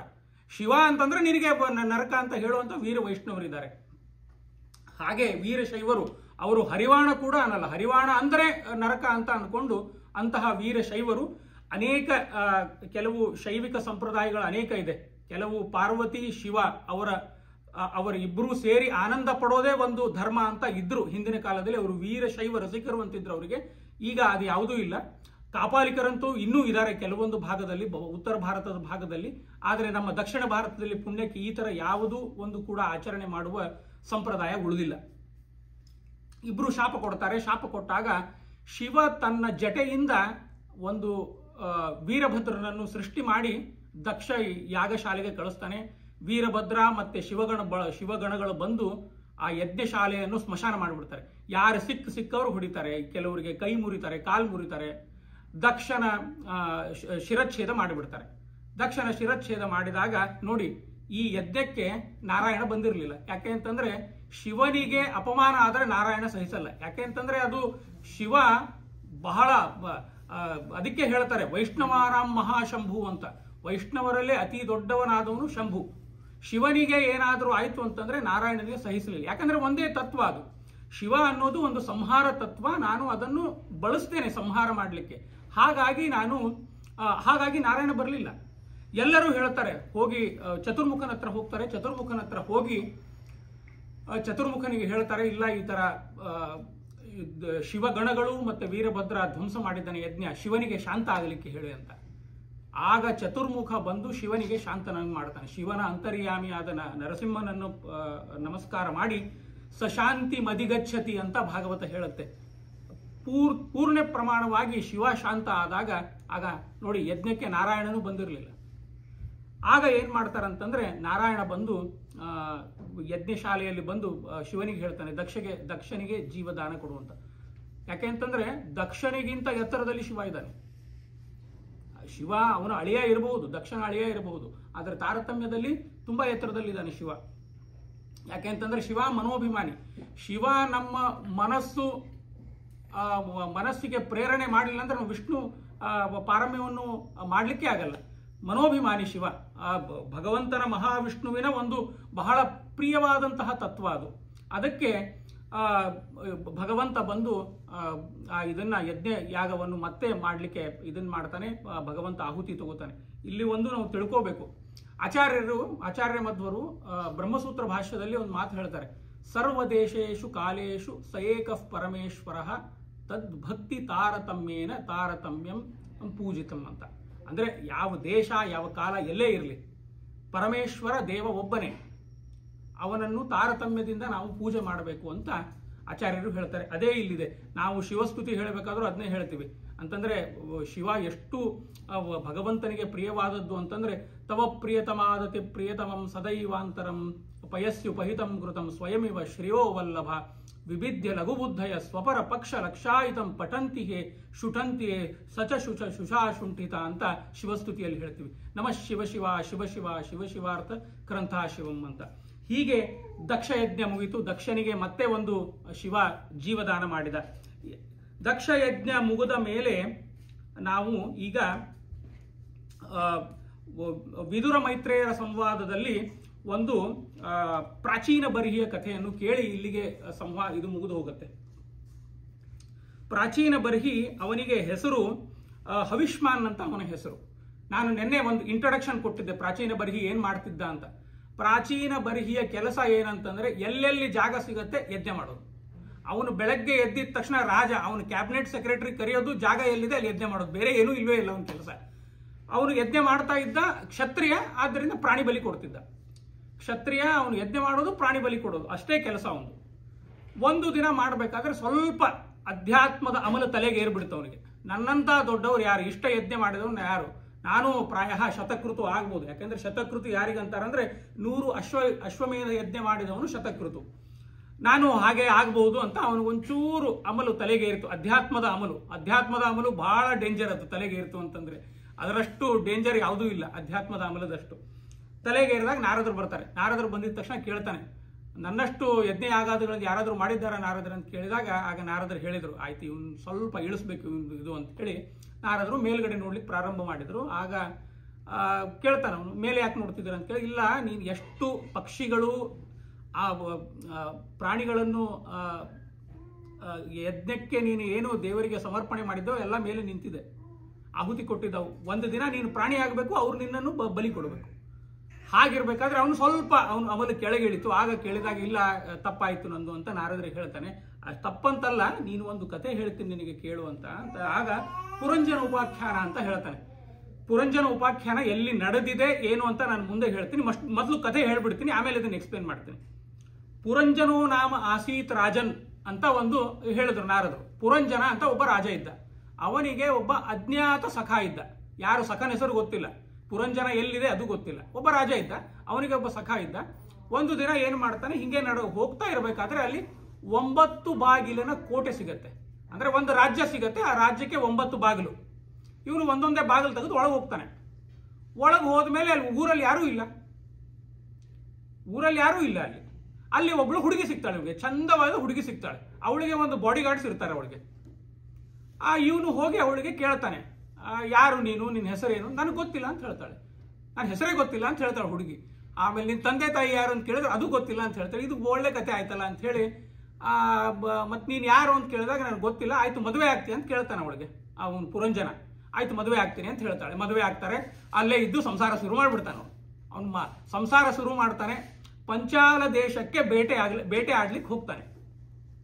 ಒಂದು ದಿನ 365 ಗಂಧರ್ವರು, 365 ಗಂಧರ್ವಿಯರು ಮತ್ತು ಕಾಲಕನ್ಯೆ ಬಂದು ಅವನ ಮೇಲೆ ದಾಳಿ ಮಾಡ್ತಾರೆ. ಅದರ ಜೊತೆ ಒಬ್ಬ ಯವನೇಶ್ವರ ಬರ್ತಾನೆ. ಒಬ್ಬ ಯಾವನೋ ಫಾರಿನರ್ ಬಂದು ದಾಳಿ ಮಾಡ್ತಾನೆ. ನಮ್ಮ ದೇಶದ ಮೇಲೆ ಹೇಗೆ ದಾಳಿ ಮಾಡಿದ್ರು ಹಾಗೆ ಅವನ ಮೇಲೆ ದಾಳಿ ಮಾಡ್ತಾನೆ. ರಾಜ್ಯ ಭ್ರಷ್ಟನಾಗಿ ಹೋದ. ಇಷ್ಟು ಕತೆ ಹೇಳಿ ನಾರದರು ನಿಲ್ಲಿಸ್ತಾರೆ. ಏನಾದರೂ ಅರ್ಥವಾಯಿತು ಅಂತ ಕೇಳ್ತಾರೆ ಪುರಂಜನನಿಗೆ. ನಮ್ಗೆ ಅದೇನೋ ಅರ್ಥ ಆಗಲಿ, ನೀವು ಹೇಳಿದ್ರೆ ಅರ್ಥ ಆಗತ್ತೆ, ತಿಳಿಯೋದು ಬಿಡಿಯೋದು ಆಮೇಲೆ ಯೋಚನೆ ಮಾಡ್ತೇನೆ, ಮೊದಲು ಅರ್ಥ ಆದರೂ ಹೇಳಿ ಅಂತಾನೆ. ಆಗ ಅರ್ಥ ಹೀಗೆ ಬರುತ್ತೆ. ಇದೊಂದು ಸಾಂಕೇತಿಕ ಅಂತಂದ್ರೆ ತುಂಬಾ ಅಧ್ಯಾತ್ಮದ ಒಂದು ರಸಗಟ್ಟಿ ಇದರಲ್ಲಿ ಅಡಗಿದೆ ಈ ಪುರಂಜನ ಉಪಾಖ್ಯಾನದಲ್ಲಿ. ಪುರಂಜನ ಅಂದ್ರೆ ಯಾರು? ಪುರಮೇ ಏಕಾದಶ ದ್ವಾರ ಅಂತ ಭಾಗವತನೇ ಹೇಳುತ್ತೆ. ಪುರಂಜನ ಅಂತಂದ್ರೆ ಮನುಷ್ಯ. ಒಂದು ಜೀವ ಓಡಾಡ್ತಾ ಇರುತ್ತೆ, ಅವನಿಗೆ ಒಂದು ದೇಹ ಸಿಕ್ತು. ಪುರಂಜನ ಅಂತಂದ್ರೆ ನಮ್ಮ ದೇಹವೇ ಒಂದು ಪುರಂಜನ. 9 ಬಾಗಿಲಿನ ಕೋಟೆ ಅಂತಂದ್ರೆ 2 ಕಣ್ಣು, ಮೂಗು, ಬಾಯಿ, ಕಿವಿ. ಆಕ್ಚುಲಿ ನೀವು ಹೇಳಬೇಕಂದ್ರೆ ಸೂಕ್ಷ್ಮವಾಗಿ ಹೇಳಬೇಕು ಅಂತಂದ್ರೆ 11 ಹೊಕ್ಕಳ ಬಳ್ಳಿ. ಹುಟ್ಟಬೇಕಾದ್ರೆ ಮಕ್ಕಳಿಗೆ ಫುಡ್ ಸಪ್ಲೈ ಆಗೋದೇ ಹೊಕ್ಕಳ ಬಳ್ಳಿಯಿಂದ. ಅದನ್ನ ಕಟ್ ಮಾಡ್ತಾರೆ. ಆಮೇಲೆ ಇನ್ನೊಂದು ಸಹಸ್ರಾರ ನಮ್ಮ ಪ್ರಾಣ ಹೋಗ್ಬೇಕಾದ್ರೆ 11. ಆದ್ರೆ ಇಲ್ಲಿ 9 ಅಂತ ಇದೆ, 9 ಇಟ್ಕೊಳ್ಳೋಣ. ಮತ್ತೆ ಮಲಮೂತ್ರ ವಿಸರ್ಜನಕ್ಕೆ 2 ಇದು ಇದೆ. 9 ಬಾಗಿಲಿನ ಕೋಟೆಯಲ್ಲಿ ಒಂದು ಜೀವ ಬಂದ, ಅದು ಪುರಂಜನ. 9 ಬಾಗಿಲಲ್ಲಿ ಬಂದ. ಅವನಿಗೆ ಒಬ್ಬ ಗೆಳೆಯ ಇದ್ದ. ಹೀಗೆ ಬರ್ತಾ ಇರ್ಬೇಕಾದ್ರೆ ಒಂದು ಹುಡುಗಿ ಸಿಕ್ಕಿದ್ಲು. ಹುಡುಗಿ ಯಾರು? ಬುದ್ಧಿತ್ತಂ ಪ್ರಮದಾಂ ವಿದ್ಯಾತ್ ಅಂತ ಹೇಳುತ್ತೆ ಭಾಗವತ. ಅಂತಂದ್ರೆ ಬುದ್ಧಿ ಅದು ಹೇಗೆ ಮನುಷ್ಯನ ಆಟ ಆಡಿಸುತ್ತೆ ಅಂತಂದ್ರೆ ಅದು ಒಂಥರ ಲಗಾಮ್, ಕುದುರೆಗೆ ಲಗಾಮ್ ಇರಲಾರ್ದಂತಹ ಬುದ್ಧಿ ಅದು. ಅದಕ್ಕೆ ನಾವು ಲಗಾಮ್ ಆಗಬೇಕು. ಆಗ ಅದು ಇದನ್ನ ಐಹಿಕ ಭೋಗಗಳಲ್ಲಿ ಮತ್ತು ಕಾಮಕ್ರೋಧಾದಿಗಳನ್ನ ನಿಯಂತ್ರಣೆ ಮಾಡುತ್ತೆ. ಆ ಬುದ್ಧಿ ಜೊತೆ ಇರೋದು ಅಂತ ಬುದ್ಧಿ ಹೇಗೆ ಹೇಳುತ್ತೆ ಹಾಗೆ ಮಾಡ್ತೀವಿ ನಾವು. ಬುದ್ಧಿ ಮೊದಲು ಹೇಳೋದೇ ಕೆಟ್ಟದ್ದು ಹೇಳುತ್ತೆ, ಒಳ್ಳೇದಂತೂ ಹೇಳೋದೇ ಇಲ್ಲ. 360 ಗಂಧರ್ವರು, 365 ಗಂಧರ್ವಿಯರು. 365 ಗಂಧರ್ವರು ಅಂತಂದ್ರೆ 365 ದಿನ ಹಗಲು, 365 ದಿನ ರಾತ್ರಿ. ಒಬ್ಬಳು ಕಾಲಕನ್ಯೆ ಬಂದ್ಲು. ಕಾಲಕನ್ಯೆ ಯಾರಂತಂದ್ರೆ ಮುಪ್ಪು, ವಯಸ್ಸಾಯ್ತು. ವಯಸ್ಸಾದ್ಮೇಲೆ ಯವನೇಶ್ವರ ಒಬ್ಬ ಯಮ ಬಂತ, ದಾಳಿ ಮಾಡಿದ ಹೋದ. ಅಷ್ಟೇ ಮುಗಿದೋಯ್ತು ಜೀವನ. ಅಪ್ಪ ಇದು ಅಧ್ಯಾತ್ಮ ಅಪ್ಪ, ತಿಳ್ಕೊ. ನೀನು ಯಜ್ಞ ಎಷ್ಟಾದ್ರೂ ಮಾಡು, ಆದರೆ ಭಗವಂತನ ಒಂದು ಪ್ರೀತಿಗಾಗಿ ಮಾಡಿದ ಕರ್ಮ ಆಗತ್ತೆ, ಇಲ್ಲದೇ ಇದ್ರೆ ಅದು ಪ್ರಾರಬ್ಧ ಕರ್ಮ ಆಗತ್ತೆ ಅಂತ ನಾರದರು ಪುರಂಜನ ಉಪಾಖ್ಯಾನವನ್ನು ಮುಗಿಸಿ ಪುರಂಜನಿಗೆ ಮತ್ತೆ ಉಪದೇಶ ಮಾಡಿ ಹೋಗ್ತಾರೆ. ಪುರಂಜನನು ಒಬ್ಬ ಒಳ್ಳೆ, ಅವನು ತುಂಬಾ ವಿದ್ಯಾವಂತ, ಅವನಿಗೆ ಅಧ್ಯಾತ್ಮದ ಎಲ್ಲ ಇದು ಗೊತ್ತಿತ್ತು. ಆದರೂ ಕೂಡ ಒಂದು ಕರ್ಮ ಲೇಪದ ಎಲ್ಲರಿಗೂ ಇರುತ್ತೆ. ಕರ್ಮದ ಲೇಪ ಅವನಿಗೆ ಕಣ್ಣು ಕಟ್ಟಿಬಿಟ್ಟಿತ್ತು. ಆದ್ದರಿಂದಾಗಿ ಅವನು ಕೇವಲ ಕರ್ಮಕ್ಕೆ ಹೋದ, ಅಧ್ಯಾತ್ಮದ ಸಾಧನೆ ಏನು ಅಂತ ತಿಳಿಲಿಲ್ಲ. ಹಾಗಾಗಿ ನಾರದರು ಬಂದು ಅವನಿಗೆ ಉತ್ತಮ ಜೀವ, ಆದ್ದರಿಂದ ಭಗವಂತ ಯಾವುದೋ ತರದ ಒಂದು ದಾರಿಯಲ್ಲಿ ಅವರಿಗೆ ಉಪದೇಶ ಆಗಲಿ ಅಂತ ಮಾಡ್ತಾನೆ. ನಾರದರ ಮುಖಾಂತರ ಅದನ್ನು ಪುರಂಜನನಿಗೆ ಉಪದೇಶ ಮಾಡಿದರು. ಇವನಿಗೆ 10 ಜನ ಮಕ್ಕಳಿದ್ರು. ಅವ್ರು 10 ಜನ ಮಕ್ಕಳಿಗೆ ಒಂದೇ ಹೆಸರು ಇಟ್ಬಿಟ್ಟಿದ್ದ, ಪ್ರಾಚೇತಸರು ಅಂತ ಹೇಳಿ. ಈ 10 ಜನ ಮಕ್ಕಳಲ್ಲಿ ಅವನು ವಾರ್ಕ್ಷಿ ಅನ್ನೋ ಒಬ್ಬಳಿಗೆ ಮದುವೆ ಆಗಿದ್ದ. ಈ 10 ಜನ ಮಕ್ಕಳಲ್ಲಿ ಪ್ರಾಚೇತಸ ಅವನು ದಕ್ಷ ಪ್ರಜಾಪತಿ, ನಾನು ಹೇಳಿದ್ದೆ ಅಲ್ಲ, ಸ್ವಯಂ ವೈವಸ್ವತ ಮನ್ವಂತರ ದಕ್ಷ ಪ್ರಜಾಪತಿ ಹೆಸರು ಪ್ರಾಚೇತಸ. ಅವನು ಇವನ ಮಗನೇ, ಪ್ರಾಚೀನ ಬರ್ಹಿ ಮಗನೇ, ವೈವಸ್ವತ ಮನ್ವಂತರದ ದಕ್ಷ ಪ್ರಜಾಪತಿ ಅವನು. ಇಷ್ಟೆಲ್ಲ ಆದಮೇಲೆ ಸ್ವಯಂಭೂ ಮನ್ವಂತರ ಬರೋದಕ್ಕಿಂತ ಮುಂಚೆ ಇಲ್ಲಿಗೆ ವಿದುರ ಮೈತ್ರೇಯರ ಸಂವಾದ ಮುಗಿಯತ್ತೆ. ವಿದುರ ಮೈತ್ರೇಯರನ್ನು ಬೀಳ್ಕೊಡ್ತಾನೆ, ಮೈತ್ರೇಯರಿಗೆ ಹೇಳ್ತಾನೆ. ಮೈತ್ರೇಯರು ಮತ್ತೆ ತಪಸ್ಸಿಗಾಗಿ ಮತ್ತೆ ಧ್ಯಾನ ಪ್ರಸಾರಕ್ಕಾಗಿ ಅವರು ಬದರಿಗೆ ಹೋದರು. ಮತ್ತೆ ವಿದುರ ಪಾಂಡವರ ಹತ್ರ ಬಂದು ಅವನು ಹೀಗೆ ಬರ್ತಾ ಇದ್ದ, ಯೋಗಕ್ಷೇಮ ವಿಚಾರ ಮಾಡಿ ಪಾಂಡವರದು ಮತ್ತೆ ತೀರ್ಥಯಾತ್ರೆಗೆ ಹೋಗ್ತಾ ಇದ್ದ. ಇಲ್ಲಿಗೆ ಮೈತ್ರೇಯ ವಿದುರ ಸಂವಾದ ಕಥೆಯನ್ನು ನಾವು ಮುಕ್ತಾಯ ಮಾಡ್ತೀವಿ. ಅಂತಂದ್ರೆ ಇಲ್ಲಿ ಮುಖ್ಯವಾಗಿ ಮೈತ್ರೇಯ ವಿದುರ ಸಂವಾದದಲ್ಲಿ ಅನೇಕ ಅಧ್ಯಾತ್ಮದ ಸೂಕ್ಷ್ಮಾತಿ ಸೂಕ್ಷ್ಮ, ಹೇಗೆ ನಾವು ನಮ್ಮ ಸಾಧನೆಗೆ ಇದನ್ನು ಮಾಡಬೇಕು. ಶಬ್ದ ಬ್ರಹ್ಮ ಬರೀ ವೇದಗಳ ಬಾಯ್ಪಾಠ ಮಾಡಿ ಕೂತ್ರೆ ಅಲ್ಲ, ಅದರ ಅರ್ಥ, ಅದನ್ನು ನಾವು ಅದರ ಒಳಕ್ಕೆ ಹೋಗಬೇಕು. ಒಳಕ್ಕೆ ಹೋದಾಗ, ನಾವು ಸಮುದ್ರದ ಒಳಕ್ಕೆ ಹೋದಾಗ ಮುತ್ತು ರತ್ನಗಳಿದೆ ಅಂತ ಗೊತ್ತಾಗುತ್ತೆ. ಇಲ್ಲ ಅಂತಂದ್ರೆ ಉಪ್ಪು ನೀರು ಕುಡಿದು ಬಂದ್ಬಿಡ್ತೀವಿ, ನಾವು ಬೇರೆಯವ್ರಿಗೂ ಉಪ್ಪು ನೀರು ಕುಡಿಸ್ತೀವಿ. ಅದು ಈ 3 ಮತ್ತು 4ನೇ ಸ್ಕಂದದ ಒಂದು ಸಾರ. ಇಲ್ಲಿ ವಿದುರ ಮೈತ್ರೇಯರ ಸಂವಾದ ಮುಗಿಯಿತು. ಮುಂದೆ 5ನೇ ಸ್ಕಂದ, ಸ್ವಯಂಭೂ ಮನ್ವಂತರದಲ್ಲೇ ಇದ್ದೀವಿ ನಾವು ಇನ್ನು. ಅಲ್ಲಿ ನಾವು ನಿನ್ನೆ ಉತ್ತಾನಪಾದನ ಕಥೆ ಕೇಳಿದ್ವಿ, ಪ್ರಿಯವ್ರತ ಮಹಾರಾಜನ ಕಥೆ ನಾವು ಕೇಳಿರಲಿಲ್ಲ. ಇವತ್ತು ನಾವು ನೋಡ್ತಾ ಇರೋದು 5ನೇ ಸ್ಕಂದದಲ್ಲಿ ಪ್ರಿಯವ್ರತ ರಾಜನ ಕಥೆ ಮತ್ತು ಭೂಗೋಳ ಖಗೋಳ, ಆಮೇಲೆ ಸಂವತ್ಸರಗಳು ಎಷ್ಟಿದೆ ಏನು ಅದನ್ನ ನೋಡ್ತೀವಿ. ಆಮೇಲೆ ಇದು ಮೋಕ್ಷ, ಸ್ವರ್ಗ, ಪುಣ್ಯ ಮತ್ತೆ ನರಕ, ಹಾಗೆ ಅಜಾಮಿಳನ ಕಥೆ ಒಂದು ಇವತ್ತು ನಾನು ಉಪಸಂಹಾರ ಮಾಡ್ತೇನೆ. ಪ್ರಿಯವ್ರತ ಮಹಾರಾಜನಿಗೆ 2 ಹೆಂಡಂದಿರಿದ್ದರು. ಪ್ರಿಯವ್ರತ ಮಹಾರಾಜ ಒಂದು ದಿನ ತಪಸ್ಸಿಗೆ ಕೂಡ್ತಾನೆ. ತಪಸ್ಸಿಗೆ ಕೂತಾಗ ಚತುರ್ಮುಖ ಬರ್ತಾನೆ. ಚತುರ್ಮುಖ ಬಂದು ಹೇಳ್ತಾನೆ, ಸನ್ಯಾಸ ಧರ್ಮ ಯಾರಿಗೆ ವಿಹಿತವಾಗಿದೆ ಅವರು ಮಾತ್ರ ಸನ್ಯಾಸ ಧರ್ಮದಿಂದಲೇ ಮೋಕ್ಷ ಪಡಿಬಹುದು, ಯಾರು ಗೃಹಸ್ಥರಾಗಿದ್ದಾರೆ ಅವರು ಗೃಹಸ್ಥದಿಂದಲೇ ಮೋಕ್ಷ ಪಡಿಬಹುದು ಅಂತ ಹೇಳ್ತಾರೆ. ಅಂದ್ರೆ ಗಾರ್ಹಸ್ಥ್ಯ ಒಳ್ಳೇದಲ್ಲ, ಸನ್ಯಾಸ ಒಳ್ಳೇದು ಅಂತಲ್ಲ. ಯಾರಿಗೆ ಸನ್ಯಾಸ ವಿಹಿತ ಅವರು ಸನ್ಯಾಸದಿಂದಲೇ ಮೋಕ್ಷ. ಈಗ ಮೋಕ್ಷದಲ್ಲಿ ಸನ್ಯಾಸಿಗಳು ಇದ್ದಾರೆ, ಗೃಹಸ್ಥರು ಇದ್ದಾರೆ. ಸನ್ಯಾಸಿಗಳಿಗೆ ಅಲ್ಲಿ ಮೋಕ್ಷದಲ್ಲಿರೋ ಸನ್ಯಾಸಿಗಳಿಗೆ ಅನ್ಸಲ್ಲ, ಅಯ್ಯೋ ನಾವು ಮದುವೆ ಆಗಿದ್ರೆ ಚೆನ್ನಾಗಿತ್ತಲ್ಲಪ್ಪ ಅಂತ ಅನ್ಸಲ್ಲ ಅವರಿಗೆ. ಯಾಕೆಂದ್ರೆ ಅವರು ಮುಕ್ತ ಜೀವಗಳು. ಇವರಿಗೆ ಸಂಸಾರಿಗಳಿಗೆ ಇದೇನು ಸಂಸಾರಪ್ಪ ಹಾಳಾದ್ದು ಅಂತ ಅವ್ರಿಗೂ ಅನ್ಸಲ್ಲ, ಅವರು ಮುಕ್ತ ಜೀವಿಗಳು. ನಾವು ಸಂಸಾರಿಗಳು ಸನ್ಯಾಸಿ ಆಗಲ್ಲ, ಸನ್ಯಾಸಿಗಳು ಸಂಸಾರಿ ಆಗಲ್ಲ. ಅದು ಕೇವಲ ಈ ನಮ್ಮ ಭೂಮಿಯಲ್ಲಿ ಮಾತ್ರ. ಅದು ಅಲ್ಲಿ ಮೋಕ್ಷದಲ್ಲಿ ಅವರು ಮುಕ್ತ ಜೀವಗಳು. ಹಾಗಿರ್ಬೇಕಾದ್ರೆ ನೀನು ರಾಜನಾಗಿ ರಾಜ್ಯಭಾರ ಮಾಡಬೇಕು. ಈಗ ರಾಜ್ಯಭಾರ ಮಾಡೋರು ಅರಣ್ಯಕ್ಕೆ ಹೋಗಿ ತಪಸ್ಸು ಮಾಡಿದ್ರೆ ಅವ್ಯವಸ್ಥೆ ಆಗತ್ತೆ, ಅಥವಾ ಅರಣ್ಯದಲ್ಲಿರೋ ಋಷಿಮುನಿಗಳು ಬಂದು ಇಲ್ಲಿ ಮತ್ತೆ ರಾಜ್ಯಭಾರ ಮಾಡ್ತಾರೆ ಅಂದ್ರೆ ಅವ್ಯವಸ್ಥೆ ಆಗತ್ತೆ. ಯಾರಿಗೆ ಏನು ಮಾಡಬೇಕು ಅದನ್ನೇ ಮಾಡಬೇಕು ಅಂತ ಚತುರ್ಮುಖ ಪ್ರಿಯವ್ರತ ರಾಜನಿಗೆ ಉಪದೇಶ ಮಾಡ್ತಾನೆ. ಪ್ರಿಯವ್ರತ ರಾಜನಿಗೆ ಉಪದೇಶ ಮಾಡಿ ಆಗ ಆಯ್ತು, ನೀವು ಹೇಳಿದಂತೆ ನಾನು ಸೃಷ್ಟಿ ವಿಸ್ತಾರದಲ್ಲಿ ತೊಡಗುತ್ತೇನೆ ಅಂತ ಹೇಳಿ ಬಂದು ಮದುವೆ ಆಗ್ತಾನೆ. ಅವನು ವಿಶ್ವಕರ್ಮನ ಮಗಳು ಬರ್ಹಿಷ್ಮತಿ ಅನ್ನೋಳನ್ನ ಮದುವೆ ಆಗ್ತಾನೆ. ವಿಶ್ವಕರ್ಮನ ಮಗಳ ಬರ್ಹಿಷ್ಮತಿ ಅವರ ದಾಂಪತ್ಯದ ಫಲದಿಂದ 10 ಜನ ಮಕ್ಕಳು, ಗಂಡು ಮಕ್ಕಳು, 1 ಹುಡುಗಿ. ಆ 10 ಜನದಲ್ಲಿ ಮೊದಲನೇ ಅವನೇ ಅಗ್ನಿಧ್ರ, ನಮ್ಮ ಜಂಬೂ ದ್ವೀಪದ ಅಧಿಪತಿ ರಾಜನಾಗ್ತಾನೆ. ಮಿಕ್ಕಿದ್ದು 9 ಜನ ಮಕ್ಕಳು ಏನ್ ಮಾಡ್ತಾರೆ, ನಮಗೆ ಕ್ಷತ್ರ ಧರ್ಮ ಬೇಡ ಅಂತ ಬ್ರಾಹ್ಮಣ ಧರ್ಮ ಸ್ವೀಕಾರ ಮಾಡಿ ತಪಸ್ಸಿಗೆ ಹೋಗ್ಬಿಡ್ತಾರೆ. ಆಮೇಲೆ ಒಂದು ಹುಡುಗಿ ಏನು ಹೇಳಿದೆ ಅಲ್ಲ, ಅವಳು ಊರ್ಜಸ್ವತಿ ಅಂತ. ಆ ಊರ್ಜಸ್ವತಿ ಶುಕ್ರಾಚಾರ್ಯ ಮದುವೆ ಆಗ್ತಾಳೆ. ಶುಕ್ರಾಚಾರ್ಯ ಮದುವೆ ಆಗಿ ಅಲ್ಲಿ ದೇವಯಾನಿ ಯಯಾತಿಯ ಮದುವೆ, ಅದು ಪಾಂಡವರ ಸಂತತಿ ಬೆಳೆದು ಬರುತ್ತೆ ಆ ಕಡೆ. ಇಲ್ಲಿ ಏನಾಗತ್ತೆ, ಅಗ್ನಿದ್ರನ ಸಮಯದಲ್ಲಿ ಇಡೀ ದೇಶದಲ್ಲಿ ವೈಷ್ಣವ ಪರಂಪರೆಯನ್ನು ಸಾಕಷ್ಟು ಬೆಳೆಸಿಬಿಡ್ತಾನೆ, ಒಂದು ಉತ್ತಮವಾದಂಥ ರಾಜನಾಗ್ತಾನೆ. ಅವನು ಏನು ಮಾಡ್ತಾನೆ ಅಂತಂದ್ರೆ, ಅವನು ಒಂದು ದಿನ ಒಂದು ಯಾವುದೋ ಒಂದು ಸಂಚಾರಕ್ಕೆ ಹೋಗಬೇಕಾದ್ರೆ ಒಂದು ಅಪ್ಸರ ಸ್ತ್ರೀಯನ್ನು ನೋಡ್ತಾನೆ. ಅವಳ ಹೆಸರು ವಿಪ್ರಚಿತ್ತಿ ಅಂತ. ಆ ವಿಪ್ರಚಿತ್ತಿಯ ಸೌಂದರ್ಯಕ್ಕೆ ಅವನು ಒಂಥರ ಹುಚ್ಚಿಡ್ದಂಗೆ ಆಗ್ಬಿಡುತ್ತೆ. He was mesmerised by her beauty. So ಅವನು ಅವಳ ಹಿಂದೆ ಹೋಗ್ತಾನೆ, ಅವಳನ್ನೇ ಮದುವೆ ಆಗ್ತಾನೆ. ಮದುವೆ ಆಗಿ ಮತ್ತೆ 9 ಜನ ಮಕ್ಕಳಾಗ್ತಾರೆ ಅವರಲ್ಲಿ ಮಕ್ಕಳಾದ ಮೊದಲನೇ ಅವನೇ ನಾಭಿರಾಜ. ಇವತ್ತು ನಾವು ಯಾರ ಕಥೆ ಕೇಳಬೇಕು, ಋಷಭದೇವಂದು, ಅದಕ್ಕೆ ಅಲ್ಲೇ ಬರ್ತಾ ಇದ್ದೀನಿ ನಾನು. ನಾಭಿರಾಜ ಅವನು ಜಂಬೂದ್ವೀಪದ ಅಧಿಪತಿ ಆಗ್ತಾನೆ. ಅವನು ಮೇರು ಪರ್ವತದ ಅಭಿಮಾನಿ ದೇವತೆಯಾದ ಮೇರು ದೇವಿಯನ್ನು ಮದುವೆ ಆಗ್ತಾನೆ. ಮೇರು ದೇವಿಯನ್ನು ಮದುವೆ ಆಗಿ 100 ಜನ ಮಕ್ಕಳಾಗ್ತಾರೆ ಅವನಿಗೆ, ನಾಭಿರಾಜನಿಗೆ. ಅದರಲ್ಲಿ ಮೊದಲನೇ ಮಗ ಋಷಭದೇವ. ಅವನು ಏನ್ ಮಾಡ್ತಾನಂತಂದ್ರೆ, ನಾಭಿರಾಜ ತನ್ನ ಋಷಿಗಳು ಮತ್ತು ತನ್ನ ಪರಿವಾರದಲ್ಲಿ ಒಂದು ಸಂಕಲ್ಪ ಮಾಡ್ತಾನೆ. ನನಗೆ ಮಕ್ಕಳಾದರೆ ದೇವರಂತ ಮಕ್ಕಳಾಗಬೇಕು ಅಂತ ಸಂಕಲ್ಪ ಮಾಡಿದಾಗ ಋಷಿಗಳು ಯಜ್ಞ ಮಾಡ್ತಾರೆ. ಆಗ ಭಗವಂತ ಬಂದು ಹೇಳ್ತಾನೆ, ನೀವು ಭಗವಂತನಂತ ದೇವರಂತ ಮಕ್ಕಳು ಬೇಕು ಅಂತಂದ್ರೆ ನಾನೇ ಬರಬೇಕು, ನನ್ನಂತ ಇನ್ನೊಂದು ವಸ್ತುನೇ ಇಲ್ಲ ಜಗತ್ತಿನಲ್ಲಿ ಅಂತ ಹೇಳಿ ತಾನೇ ಅವನಲ್ಲಿ ಮಗನಾಗಿ ಬರ್ತಾನೆ. ಅವನೇ ಋಷಭದೇವ.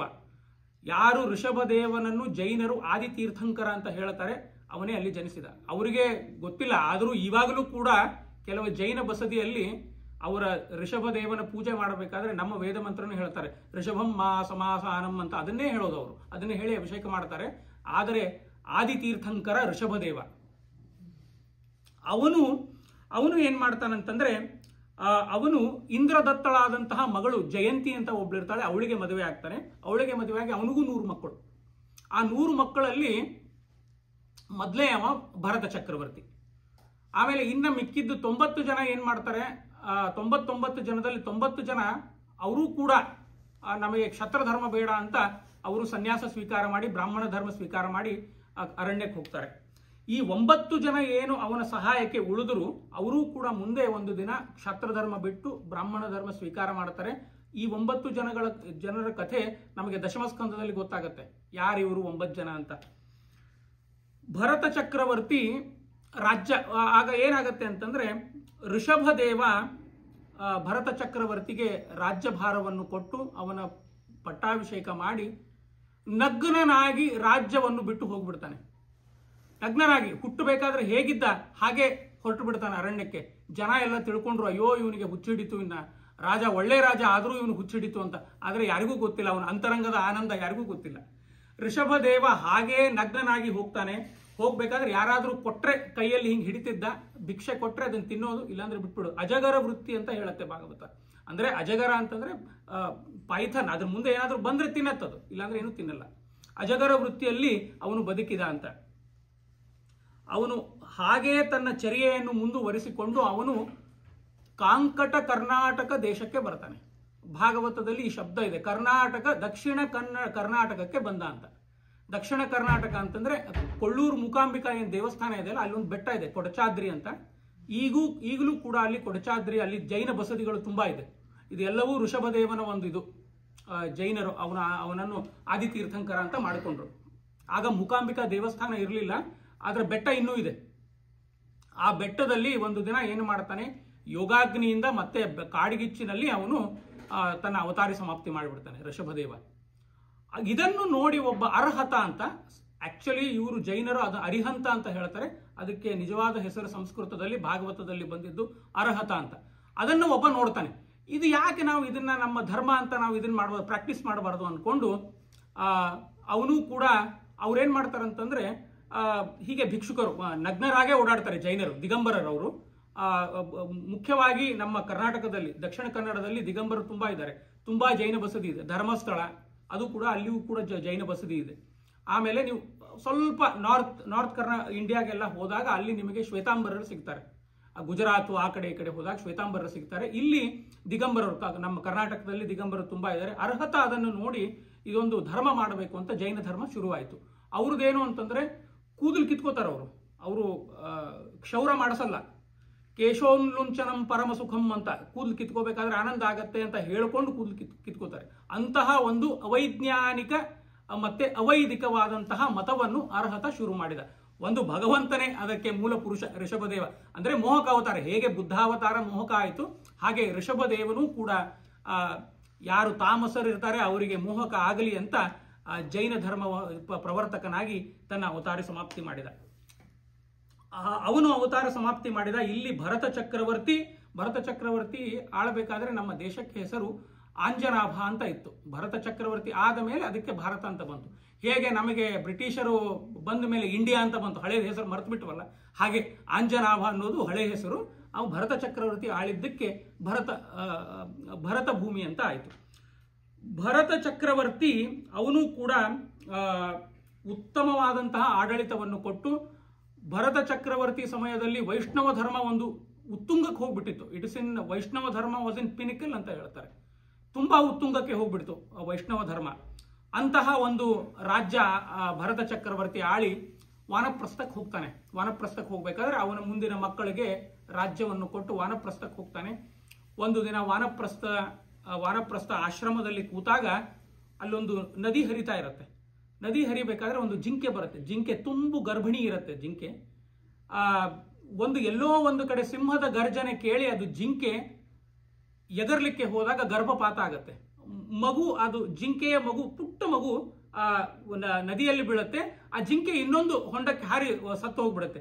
ಆಗ ಇವನು ರಾಜ ಆಳಿದ್ದು ಅಂತಾರೆ. ಪ್ರಾಣಿ ಮಾತ್ರದಲ್ಲಿ ದಯೆ ತೋರಿಸಿದ್ದ ಇವನು ಭರತ ಚಕ್ರವರ್ತಿ. ಬಂದು ಆ ಜಿಂಕೆಯನ್ನು ಸಾಕಿ ಸಲಹಿ ಅದಕ್ಕೆ ಹಾಲು ಕೊಡೋದು ಎಲ್ಲ ಮಾಡ್ತಾ ಇದ್ದ. ಇವನು ಎಲ್ಲಿ ಹೋಗ್ತಾ ಇದ್ದ ಅದು ಜಿಂಕೆ ಅದ್ರ ಒಟ್ಟಿಗೆ ಹೋಗೋದು. ಭರತ ಚಕ್ರವರ್ತಿಗೆ ಒಂದು ಕೊನೆಯ ತನ್ನ ಅಂತಕಾಲದಲ್ಲಿ ಶುರುವಾಯಿತು. ದೇವರು ಮರೆತು ಬಿಟ್ಟ ಭರತ ಚಕ್ರವರ್ತಿ, ಮಹಾಜ್ಞಾನಿ. ಅವನಿಗೂ ಕೂಡ ಮರೆತು ಬಿಟ್ಟು ನಾನು ಸತ್ರೆ ಈ ಜಿಂಕೆಯನ್ನು ಯಾರು ನೋಡ್ತಾರೆ ಏನು ಅಂತ. ನೋಡಿ, ನಮ್ಮ ಭಾರತೀಯ ಮನಃಶಾಸ್ತ್ರ ಒಂದು ಮಾತು ಹೇಳುತ್ತೆ, ನಾನು ಸಾಯ್ಬೇಕಾದ್ರೆ ಏನು ಯೋಚನೆ ಮಾಡಿ ಸಾಯ್ತೀನಿ ಅದನ್ನೇ ಆಗ್ತೀನಿ ಅಂತ. ಆಗ ಅವನು ಭರತ ಚಕ್ರವರ್ತಿ ಸಾಯ್ತಾನೆ. ಸತ್ತ ಮೇಲೂ ಕೂಡ ಅವನು ಜಿಂಕೆ ಆಗಿ ಹುಟ್ಟತಾನೆ ಮತ್ತೆ. ಯಾಕೆಂದ್ರೆ ಆ ಜಿಂಕೆನೇ ಅವನಿಗೆ ಯೋಚನೆ ಇತ್ತು, ಜಿಂಕೆ ಆಗಿ ಹುಟ್ಟಿದ. ಜಿಂಕೆ ಆಗಿ ಹುಟ್ಟಿದಾಗ ಅವನು ಏನ್ ಮಾಡ್ತಾನೆ, ಎಲ್ಲಿ ಋಷಿಗಳ ಆಶ್ರಮ ಎಲ್ಲಿದೆ ಅಲ್ಲಿ ಹೋಗಿ ಕೂತ್ಕೊಳ್ಳೋದು.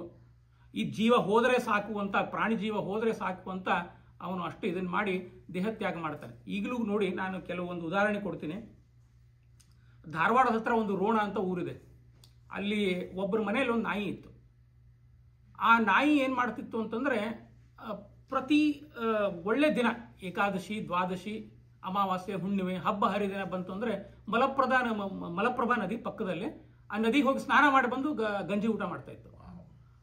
ಅದು ಆ ನಾಯಿ ಸ್ನಾನ ಮಾಡ್ಲಿಕ್ಕೆ ಹೋದಾಗ ಯಜಮಾನ ಪಂಚಾಂಗ ನೋಡೋನು, ಇವತ್ತು ಏಕಾದಶಿ ಇದೆಯಾ ದ್ವಾದಶಿ ಇದೆಯಾ ಅಂತ.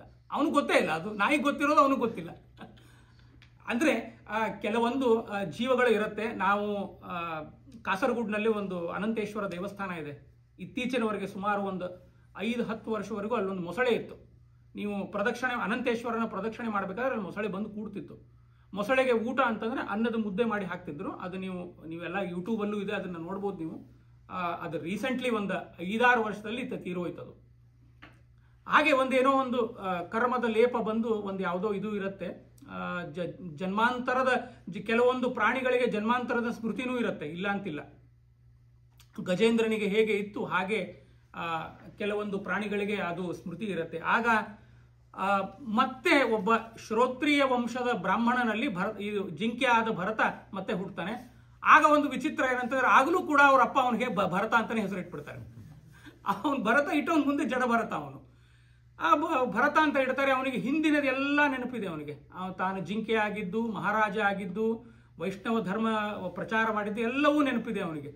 ಆದರೂ ಕೂಡ ಅವನು ಒಂಥರ ಇಂಟ್ರೋವರ್ಟ್ ಆಗಿ ಕೂತ್ಬಿಡ್ತಾನೆ. ಯಾರಿಗೆ ಕೇಳೋದು ಇಲ್ಲ, ಹೇಳೋದಿಲ್ಲ, ಏನೂ ಇಲ್ಲ. ಯಾರಾದರೂ ಏನು ಕರೆದ್ರೆ ಊಟ ಕೊಟ್ಟರೆ ತಿನ್ನೋದು, ಇಲ್ಲಾಂದ್ರೆ ಬಿಟ್ಬಿಡೋದು. ಆ ತಂದೆ ತಾಯಿ ತೀರಿಕೊಂಡ ಮೇಲೆ ಅವರ ಅಣ್ಣಂದಿರು ಅವನ್ನ ಮನೆ ಬಿಟ್ಟು ಹೊರಗೆ ಹಾಕ್ತಾರೆ. ಹೊರಗೆ ಹಾಕಿದಾಗ ಅವನು ಎಲ್ಲಿ ದೇವಸ್ಥಾನದಲ್ಲೂ ಮಲ್ಕೊಳ್ಳೋದು, ಯಾವುದೋ ಜಗಲಿ ಕಟ್ಟೆಯಲ್ಲಿ ಮಲ್ಕೊಳ್ಳೋದು, ತನ್ನ ಜೀವನ ಸಾಕ್ತಾ ಇರ್ತಾನೆ. ಆಗ ಊರಿನವ್ರು ಏನು ಮಾಡ್ತಾರೆ ಅಂತಂದ್ರೆ, ಏನಾದರೂ ಮನೆಯಲ್ಲಿ ವಸ್ತು ಕೆಡ್ತು ಅಂತಂದ್ರೆ, ಹಣ್ಣು ಕೆಡ್ತಾ ಇದೆ, ಕೊಳಿತಾ ಇದೆ ಅಂತಂದ್ರೆ, ಬಿಸಾಕ್ಬಿಡಿ, ಅದು ಭರತನ ಕೊಡಿ ಅಂತ ಹೇಳ್ತಿದ್ರಂತೆ ಜನರು.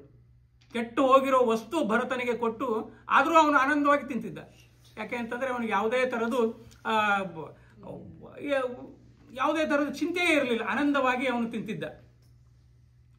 ಆಗ ಭರತ ಚಕ್ರವರ್ತಿ ಒಂದು ದಿನ ಏನ್ ಮಾಡ್ತಾನಂತಂದ್ರೆ, ಅವನಿಗೆ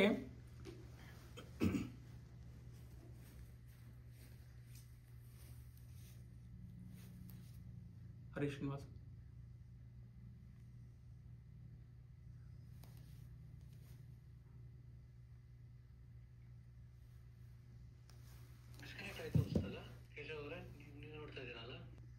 ಕೇಳಿಸ್ತಿದೆ ಅಲ್ಲ?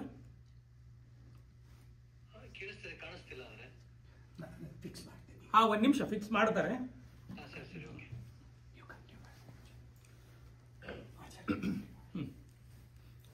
ಭರತ ಚಕ್ರವರ್ತಿ ಒಂದು ದಿನ ಒಬ್ಬ ರಾಜ ಅವನಿಗೆ ಭೇಟಿ ಆಗ್ತಾನೆ, ರಹುಗಣ ಅಂತ. ಇದು ಸಿಂಧು ದೇಶದಲ್ಲಿ ನಡೆದಿರುವಂತಹ ಘಟನೆ, ಪಾಕಿಸ್ತಾನದಲ್ಲಿ ನಡೆದಿರೋ ಘಟನೆ ಇದು. ರಹುಗಣ ಅಂತ ಅಲ್ಲಿ ಸಿಂಧು ದೇಶದ ರಾಜ ಇದ್ದ. ಅವನು ಕಪಿಲ ಮುನಿಗಳ ಭೇಟಿ ಆಗಲಿಕ್ಕೆ ಅಂತ ತನ್ನ ಪಲ್ಲಕ್ಕಿಯಲ್ಲಿ ಕೂತು ಹೋಗ್ತಾ ಇದ್ದ. ಅವನು ರಾಜನಿಗೆ ಯಾರೋ ಪಲ್ಲಕ್ಕಿ ಹೊರವರು ಒಬ್ರು ಕಮ್ಮಿ ಇದ್ರು ಅಂತ ಇವನು ಅಲ್ಲೇ ಇದ್ದ ಜಡಭರತ. ಅವನು ಕರೆದ್ರು, ಅವನು ಪಲ್ಲಕ್ಕಿ ಹೊರತೆ ಅಂತ ಹೇಳಿದ್ರು. ಆಯ್ತು ಅಂತಂದ್ರೆ ಪಲ್ಲಕ್ಕಿ ಅವನು ಹೊತ್ಕೊಂಡು ಹೋದ. ಆ ಪಲ್ಲಕ್ಕಿ ಹೊತ್ಕೊಂಡು ಹೋಗಿ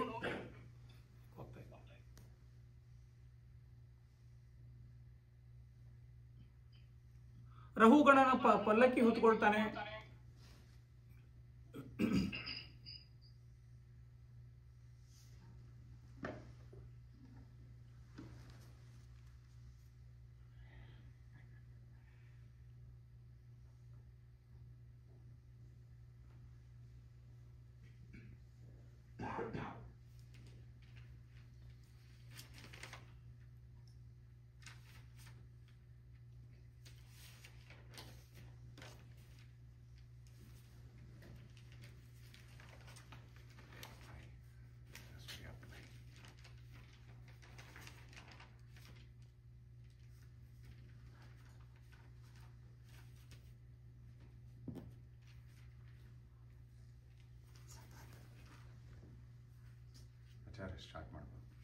ಸ್ಟಾರ್ಟ್ ಮಾಡು.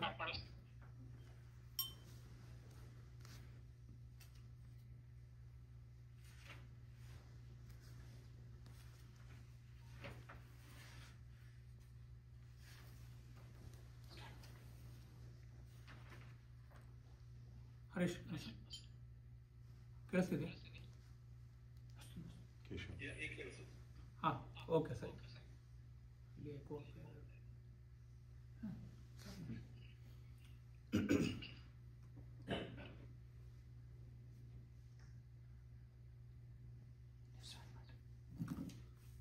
ರಹುಗಣನ ಪಲ್ಲಕ್ಕಿ ಹೊತ್ಕೊಂಡು ಹೋಗ್ತಾ ಇರ್ತಾನೆ. ಹೋಗ್ಬೇಕಾದ್ರೆ ಒಂದು ಕಡೆ ಅವನು ಏನೂ ಗೊತ್ತಿಲ್ಲ, ಅವನಿಗೆ ಸುಮ್ಮನೆ ಹೊತ್ಕೊಳ್ಳೋದು, ಹೋಗ್ತಾ ಇರೋದು. ರೋಡ್ ಹೇಗಿದೆ, ಹೇಗೆ ನಾನು ಹೆಜ್ಜೆ ಇಡಬೇಕು ಅದೇನೂ ಇಲ್ಲ. ಬಂತು, ತೆಗ್ಗು ಬಂತು, ಅದರಲ್ಲಿ ಇಳ್ದ. ಆಗ ರಹುಗಣ ಸ್ವಲ್ಪ ಗದರ್ತಾನೆ. ಯಾರು ಪಲ್ಲಕ್ಕಿ ಹೊರೋರು ಹೀಗೆ ಏರುಪೇರು ಮಾಡ್ತಾ ಇದ್ದಾರೆ ಅಂತ ಹೇಳಿದಾಗ, ನಾವಲ್ಲ ಸ್ವಾಮಿ, ಬೇರೆ ಇನ್ನೊಬ್ಬ ಬಂದಿದ್ದಾನೆ, ಅವನು ಅದನ್ನ ಮಾಡ್ತಾ ಪಲ್ಲಕ್ಕಿ ಬೇಜವಾಬ್ದಾರಿತನದಿಂದ ಹೊರತಾ ಇದ್ದಾನೆ ಅಂತ ಹೇಳಿದಾಗ ಮತ್ತೆ ರಹುಗಣ ಗದರ್ತಾನೆ. ಗದರಿ, ನೀನು ಇಷ್ಟು ದಪ್ಪ ಇದ್ದೀಯಾ, ನಿನಗೆ ಪಲ್ಲಕ್ಕಿ ಹೊರಲಿಕ್ಕಾಗಲ್ಲ ಅಂತ ಬಹಳ ಜೋರಾಗಿ ಅವನ ಮೇಲೆ ಗದರ್ತಾನೆ. ಆಗ ಇವನು ಮೆಲ್ಲ ಮಾತಾಡ್ಲಿಕ್ಕೆ ಶುರು ಮಾಡ್ತಾನೆ. ಯಾಕಪ್ಪ ನೀನು ನನಗೆ ಇದು ಮಾಡ್ತಾ ಇದ್ದೆ, ನಿನ್ನಂತ ಸಾಮಂತ ರಾಜರು ನಾನು ಅರಸನಾದಾಗ ನನ್ನ ಪಲ್ಲಕ್ಕಿ ಹೊರತಿದ್ರು ಅಂತ. ಆಗ ಎಲ್ಲವೂ ಹೇಳ್ತಾನೆ ಅವನಿಗೆ. ಅಜಾಮಿಳುಪಾಖ್ಯ ಇದು ಯಾವುದು ಅಂತಂದ್ರೆ, ಇದು ಜಡಭರತ ಮತ್ತು ಪುರಂಜನ ಇವಂದು ಯಾರು ರಹುಗಣ, ಇದು ಬಹಳ ವಿಸ್ತಾರವಾದ ತುಂಬಾ ದೊಡ್ಡ ಇದು ಇದೆ. ಇದರಲ್ಲಿ ಕೆಲವು ಅನೇಕ ಪ್ರಶ್ನೆಗಳನ್ನು ಕೇಳ್ತಾನೆ ಇವನು ರಹುಗಣ ರಾಜ. ಅದಕ್ಕೆ ಬಿಡಿಬಿಡಿಯಾಗಿ ಉತ್ತರ ಕೊಡ್ತಾನೆ. ಜೀವ ಅಂತಂದ್ರೆ ಏನು, ಜಡ ಅಂತಂದ್ರೆ ಏನು, ನೀನು ಯಾರು, ನೀನು ರಾಜ, ಇವತ್ತು ರಾಜ, ನಾಳೆ ಇರೋದಿಲ್ಲ. ನಾಳೆ ನಿನಗೆ ಯಾರಾದರೂ ನಿನ್ನೆನೇ ರಾಜ್ಯವನ್ನು ಕಿತ್ತಿ ನಿನ್ನ ಮಗನೇ ಕೂತ್ಕೋಬಹುದು, ಆದರೆ ಬೇರೆಯವ್ರದ್ದು ದಾಳಿ ಮಾಡಬಹುದು. ಅನೇಕ ಅನೇಕ ಅನೇಕ ಪ್ರಶ್ನೆಗಳು ರಹುಗಣ ಜಡಭರತನಿಗೆ ಕೇಳ್ತಾನೆ. ಕೊನೆಗೆ ಹೇಳ್ತಾನೆ, ಸ್ವಾಮಿ ನೀವು ಮಹಾನುಭಾವರು ಅಂತ ಜಡಭರತನಿಗೆ ರಹುಗಣ ರಾಜ್ಯ ನಮಸ್ಕಾರ ಮಾಡ್ತಾನೆ. ನಮಸ್ಕಾರ ಮಾಡಿ ಅವನು ಕಪಿಲ ಮುನಿಗಳ ಆಶ್ರಮಕ್ಕೆ ಹೊರಟವನು ಕೊನೆಗೆ ಜಡಭರತನಲ್ಲಿ ಕಪಿಲ ಮುನಿಗಳು ನಿಂತು ಎಲ್ಲವನ್ನು ಉಪದೇಶ ಮಾಡಿಸಿದರು ಅವನಿಗೆ, ರಹುಗಣನಿಗೆ. ಆಮೇಲೆ ಕೊನೆಗೆ ಒಂದು ಮಾತು ಹೇಳ್ತಾನೆ ರಹುಗಣ, ಬಹಳ ಒಂದು ಅದ್ಭುತವಾದಂತಹ ಉದ್ಗಾರ. ನಮೋ ಮಹಭ್ಯೋ ನಮೋ ಯುವಭ್ಯೋ ನಮೋ ಆಶಿನೇಭ್ಯ ಅಂತ ಒಂದು ಮಾತು ಹೇಳ್ತಾನೆ. ಆಶಿನೇಭ್ಯ ಅನ್ನೋದಕ್ಕೆ ಸಂಸ್ಕೃತ ಸಾಹಿತ್ಯದಲ್ಲಿ ಯಾರೂ ಮೀನಿಂಗ್ ಬರಲಿಲ್ಲ. ಅದಕ್ಕೆ ವೇದವ್ಯಾಸರು ಹೇಳಿದರು, ಗಡಿಬಿಡಿ ಮಾಡ್ಕೋಬೇಡಿ. ಆಶಿನೇಭ್ಯ ಅಂತಂದ್ರೆ, ಆಶಿನರು ಅಂತಂದ್ರೆ ಈಗಷ್ಟೇ ಉಪನಯನ ಆಗಿ ಗಾಯತ್ರಿ ಜಪ ಪ್ರಾಕ್ಟೀಸ್ ಮಾಡ್ತಾ ಇರುವಂತಹ ಹುಡುಗರು, ಅಂದ್ರೆ ಬ್ರಹ್ಮಚಾರಿಗಳು, ಅವರು ಆಶಿನೇಭ್ಯ. ಯಾಕೆ ಅಂತಂದ್ರೆ ರಹುಗಣ ರಾಜ, ನನ್ನ ಇಡೀ ಜಗತ್ತಿಗೆ, ಇಡೀ ಜನತೆಗೆ ನಾನು ನಮಸ್ಕಾರ ಮಾಡುತ್ತೇನೆ. ಯಾಕೆ ಅಂತಂದ್ರೆ ಯಾರಲ್ಲಿ ಯಾರು ಅವರಂತಹ ಒಂದು ಕೇಪಬಿಲಿಟಿ ಇದೆ ಅನ್ನೋದು ನಮಗೆ ಗೊತ್ತಿಲ್ಲ. ಯಾರು ಇನ್ನೊಬ್ಬ ವಿಶ್ವಾಮಿತ್ರನಾಗಬಲ್ಲ, ಯಾರು ಇನ್ನೊಬ್ಬ ಧರ್ಮರಾಜನಂತ ರಾಜನಾಗಿ ಆಳಬಲ್ಲ ಅನ್ನೋದು. ಆದ್ದರಿಂದ ಯಾರಿಗೂ ಒಂದು ತರ ಅಂಡರ್ ಎಸ್ಟಿಮೇಟ್ ಮಾಡಬೇಡಿ. ತಮ್ಮ ವೇಷಭೂಷಣದಲ್ಲಿ ಅವರನ್ನು ಅಳಿಬೇಡಿ.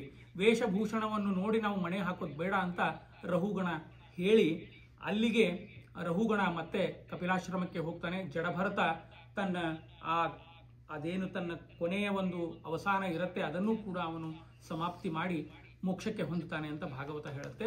ಇದೇ ಜಡಭರತನ ವಂಶದಲ್ಲಿ ಒಬ್ಬ ಅದ್ಭುತವಾದಂತಹ ರಾಜ ಬಂದು, ಅವನು ಗಯ ಚಕ್ರವರ್ತಿ. ಅವನು ಗಯಾ ಪ್ರದೇಶವನ್ನು ಆಳಿ, ಇವತ್ತಿಗೂ ಕೂಡ ನಾವು ಗಯಾ ಕ್ಷೇತ್ರದಲ್ಲಿ ಹೋಗಿ ಶ್ರಾದ್ದಾದಿಗಳನ್ನು ಮಾಡ್ತೇವೆ. ಗಯ ಕ್ಷೇತ್ರದ ರಾಜನಾಗಿದ್ದ ಅವನು ಗಯ ಚಕ್ರವರ್ತಿ.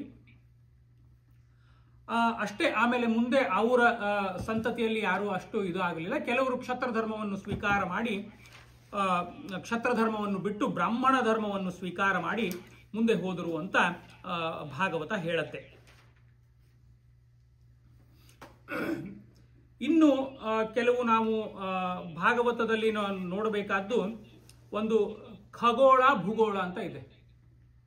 ಖಗೋಳ ಭೂಗೋಳ ನರಕದ ವರ್ಣನೆ ಇದೆ.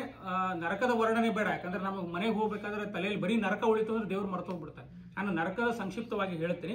ಅದಕ್ಕಿಂತ ಮುಂಚೆ ಭೂಗೋಳದ ವರ್ಣನೆ ನಾನು ಇದನ್ನ ತುಂಬಾ ವಿಸ್ತಾರವಾಗಿದೆ.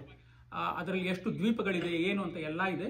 ಆದರೂ ಕೂಡ ನಾನು ಒಂದು ಕ್ವಿಂಟೆಸೆನ್ಸ್ ಅಂತಂದ್ರೆ ಒಂದು ಕ್ಯಾಪ್ಸೂಲ್ ಅಲ್ಲಿ ಮಾಡಿದಷ್ಟು ಯಥಾಶಕ್ತಿ ಮಾಡಿಕೊಂಡು ನಿಮ್ಮ ಮುಂದೆ ಇಡ್ಲಿಕ್ಕೆ ಪ್ರಯತ್ನ ಪಡ್ತೇನೆ. ಭೂಮಿಯಲ್ಲಿ 7 ದ್ವೀಪ: ಜಂಬೂದ್ವೀಪ, ಶಾಲ್ಮಲ ದ್ವೀಪ, ಕ್ರೌಂಚ ದ್ವೀಪ, ಕುಶದ್ವೀಪ, ಕಾಶದ್ವೀಪ ಮತ್ತು ಪುಷ್ಕರ ದ್ವೀಪ ಅಂತ. ಆಮೇಲೆ 7 ಸಮುದ್ರಗಳಿದೆ. ಅದಕ್ಕೆ ಏನ್ ಮಾಡಿದ್ರು ಪ್ರಾಚೀನರು, ಭೂಮಿ 2 ಭಾಗ ಮಾಡಿದ್ರು. ಒಂದು ದೃಶ್ಯ ಭೂಮಿ, ಅದೃಶ್ಯ ಭೂಮಿ ಅಂತ. ನಮಗೆ ಈಗ ಒಂದು ಉದಾಹರಣೆ ಕೊಡ್ತೇನೆ. ರಾಮಾಯಣ ಯುದ್ಧ ಆದ ಮೇಲೆ ವಿಭೀಷಣನಿಗೆ ಹೇಳ್ತಾನೆ, ನಿನ್ನ ಲಂಕೆಯನ್ನು ಮುಳುಗಿಸಿ ಬಿಡುವಂತ. ಈಗಿರೋ ಶ್ರೀಲಂಕಾದಲ್ಲಿ ಅಲ್ಲ, ಈಗಿರೋ ಶ್ರೀಲಂಕಾದಲ್ಲಿ ಏನೇನೋ ತೋರಿಸ್ತಾರೆ. ಈಗ ಅದು ಲಂಕೆ ಮುಳುಗಿ ಹೋಗಿದೆ. ರಾವಣ ಯಾವುದು ಲಂಕೆಯಲ್ಲಿದ್ದ ಅದರ ಲಂಕೆ ಮುಳುಗಿ ಹೋಗಿದೆ, ವಿಭೀಷಣನ ಲಂಕೆ. ಆದ್ರೆ ವಿಭೀಷಣನ ಲಂಕೆ ಕೆಲವು ಮುಕ್ತರಿಗೆ ಮಾತ್ರ ಅದಕ್ಕೆ ಲಂಕೆ ಕಾಣಿಸುತ್ತೆ. ನಿಮಗೊಂದು ಉದಾಹರಣೆ ಕೊಟ್ಟೆ, ಅಂತ ಅನೇಕ ಭೂಮಿಗಳಿದೆ. ಹಂಗಂತ ಹೇಳಿ ನಾವು ವರ್ಲ್ಡ್ ಟೂರ್ ಮಾಡಿ ಬಂದ್ವಿ ನಮ್ಗೆ ಎಲ್ಲೂ ಕಾಣಿಸ್ತಿಲ್ಲ ಅಂತ ನಾವು ಕ್ಯಾಮ್ರಾ ಹಿಡ್ಕೊಂಡು ನೋಡಿದ್ರೆ ಆಗಲ್ಲ. ಕೆಲವು ಅದೃಶ್ಯ ಭೂಮಿಗಳು ಮುಕ್ತರಿಗೆ ಮಾತ್ರ ಅದು ಕಾಣಿಸುತ್ತೆ. ಮತ್ತೆ 7 ಸಮುದ್ರಗಳಿದೆ ಅಂತ ಹೇಳ್ತಾರೆ. ನೋಡಿ, ಹಿಂದಿನ ಶಾಸ್ತ್ರಕಾರರು ಅವರು ಮೂರ್ಖರಲ್ಲ. 7 ಸಮುದ್ರಗಳು 7 ದ್ವೀಪಗಳು ಯಾಕೆ ಹೇಳಿದ್ರು ಅಂತಂದ್ರೆ, ಬ್ರಹ್ಮಾಂಡ ಮತ್ತೆ ಪಿಂಡಾಂಡ 2 ಸಮನ್ವಯವಾಗಿ ನಾವು ನೋಡಬೇಕು. ಕೆಲವು ದೃಶ್ಯ ಭೂಮಿ, ಅದೃಶ್ಯ ಭೂಮಿ, ಬ್ರಹ್ಮಾಂಡ ಪಿಂಡಾಂಡವಾಗಿ ಅದನ್ನ ಸಮನ್ವಯವಾಗಿ ನೋಡಬೇಕು. ಅದಕ್ಕೆ ಏವಂ ಅಧ್ಯಾತ್ಮನಿಷ್ಠಂ ಹಿ ಸರ್ವಂ ಹಿ ಭಾರತ ಅಂತ ಇದೆ. ಮಹಾಭಾರತ, ಭಾಗವತ, ಉಪನಿಷತ್ ಏನಿದೆ, ಕೆಲವು ಎಲ್ಲ ಇದಕ್ಕೂ ಒಂದು ಅಧ್ಯಾತ್ಮದ ಅರ್ಥ ಇದೆ. ಈ ಭೂಗೋಳ ಖಗೋಳ ವರ್ಣನೆಗೂ ಕೂಡ ಒಂದು ಅಧ್ಯಾತ್ಮ ಅರ್ಥ ಇದೆ. ನಾನು ಹೇಳ್ತೇನೆ, ಎಷ್ಟಾಗತ್ತೆ ಅಷ್ಟು. ಲವಣ ಸಮುದ್ರ ಇದೆ, ಸಿಹಿ ನೀರಿನ ಸಮುದ್ರ ಇದೆ, ಕಳ್ಳಿನ ಸಮುದ್ರ ಇದೆ, ಆಮೇಲೆ ಕಬ್ಬಿನ ಸಮುದ್ರ ಇದೆ. ನೋಡಿ ಎಷ್ಟು ಚೆನ್ನಾಗಿದೆ. ಕಳ್ಳು ಕಬ್ಬು ಅದರ ಪಕ್ಕಾನೇ ಮನೆ ಇತ್ತಂದ್ರೆ ಎಷ್ಟು ಆನಂದವಾಗಿರ್ಬೋದು, ಬ್ರಹ್ಮಾನಂದವಾಗಿ. ಆಮೇಲೆ ಹಾಲಿನ ಸಮುದ್ರ ಇದೆ. ಹಾಲಿನ ಸಮುದ್ರ ಇದ್ರೆ ನಿತ್ಯ ಹಾಲು ತರೋದೇ ಬೇಡ, ಬಕೀಟ್ ಹಿಡ್ಕೊಂಡು ಹೋಗೋದು ತರೋದು, ಬಕೀಟ್ ಹಿಡ್ಕೊಂಡು ಹೋಗೋದು ತರೋದು ಆಗತ್ತೆ. ಆಮೇಲೆ ಮೊಸರಿನ ಸಮುದ್ರ, ಬೆಣ್ಣೆಯ ಸಮುದ್ರ. ಬೆಣ್ಣೆಯ ಸಮುದ್ರಕ್ಕೆ ಅಮೃತದ ಸಮುದ್ರ ಅಂತಾನೂ ನಾವು ಹೇಳ್ತೀವಿ. ಇದು ಏನಿದು, ಇದು ಎಲ್ಲಿದೆ, ಇದು ಹೇಗಿದೆ ಅಂತಂದ್ರೆ, ನಮ್ಮ ದೇಹದಲ್ಲಿ 7 ಸ್ಪಿರಿಚುವಲ್ ಸೆಂಟರ್ಸ್ ಇದೆ. ಅನಾಹತ ಚಕ್ರ ಅದಿದೆ.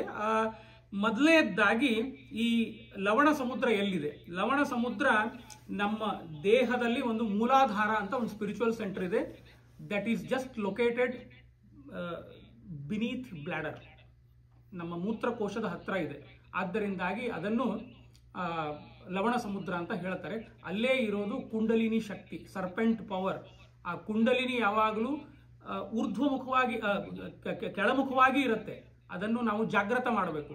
ಕೆಳಮುಖವಾಗಿ ಎಷ್ಟು ಇರುತ್ತೆ ಅಷ್ಟು ನಾವು ಮಟೀರಿಯಲ್ ವೆಲ್ತ್ ಮತ್ತೆ ಕಾಮ ಕ್ರೋಧಾದಿಗಳಕ್ಕೆ ಹೋಗ್ತೀವಿ. ಅದನ್ನ ನಾವು ಜಾಗ್ರತೆ ಮಾಡಬೇಕು. ಅಲ್ಲಿ ಲವಣ ಸಮುದ್ರ ಆಯಿತು. ಆಮೇಲೆ ಇನ್ನೊಂದು ಹೊಕ್ಕಳ ಹತ್ರ ಇಲ್ಲೊಂದು ಶಕ್ತಿ ಕೇಂದ್ರ ಇದೆ. ಅದು ಸ್ವಾಧಿಷ್ಠಾನ ಅಂತ ಇದೆ. ಅಲ್ಲಿ ಇರೋದು ನಿಮಗೆ ಕಳ್ಳಿನ ಸಮುದ್ರ, ಅಲ್ಲಿ ನಿಮಗೆ ಲಿಕ್ಕರ್ ಸಮುದ್ರ ಇದೆ.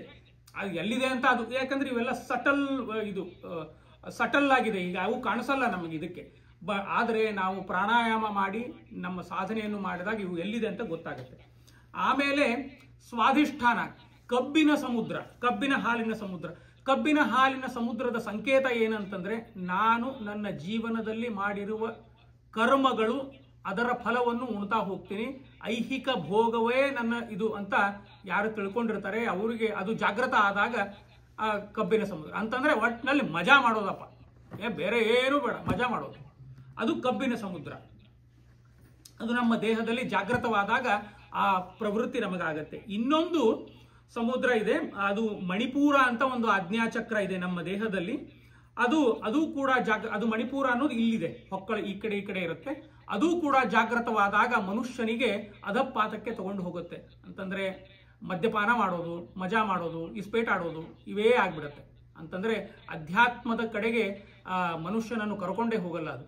ಇವು ಎಲ್ಲ ಸ್ಪಿರಿಚುವಲ್ ಸೆಂಟರ್ಸ್ ನಮ್ಮ ದೇಹದಲ್ಲೇ ಇದೆ.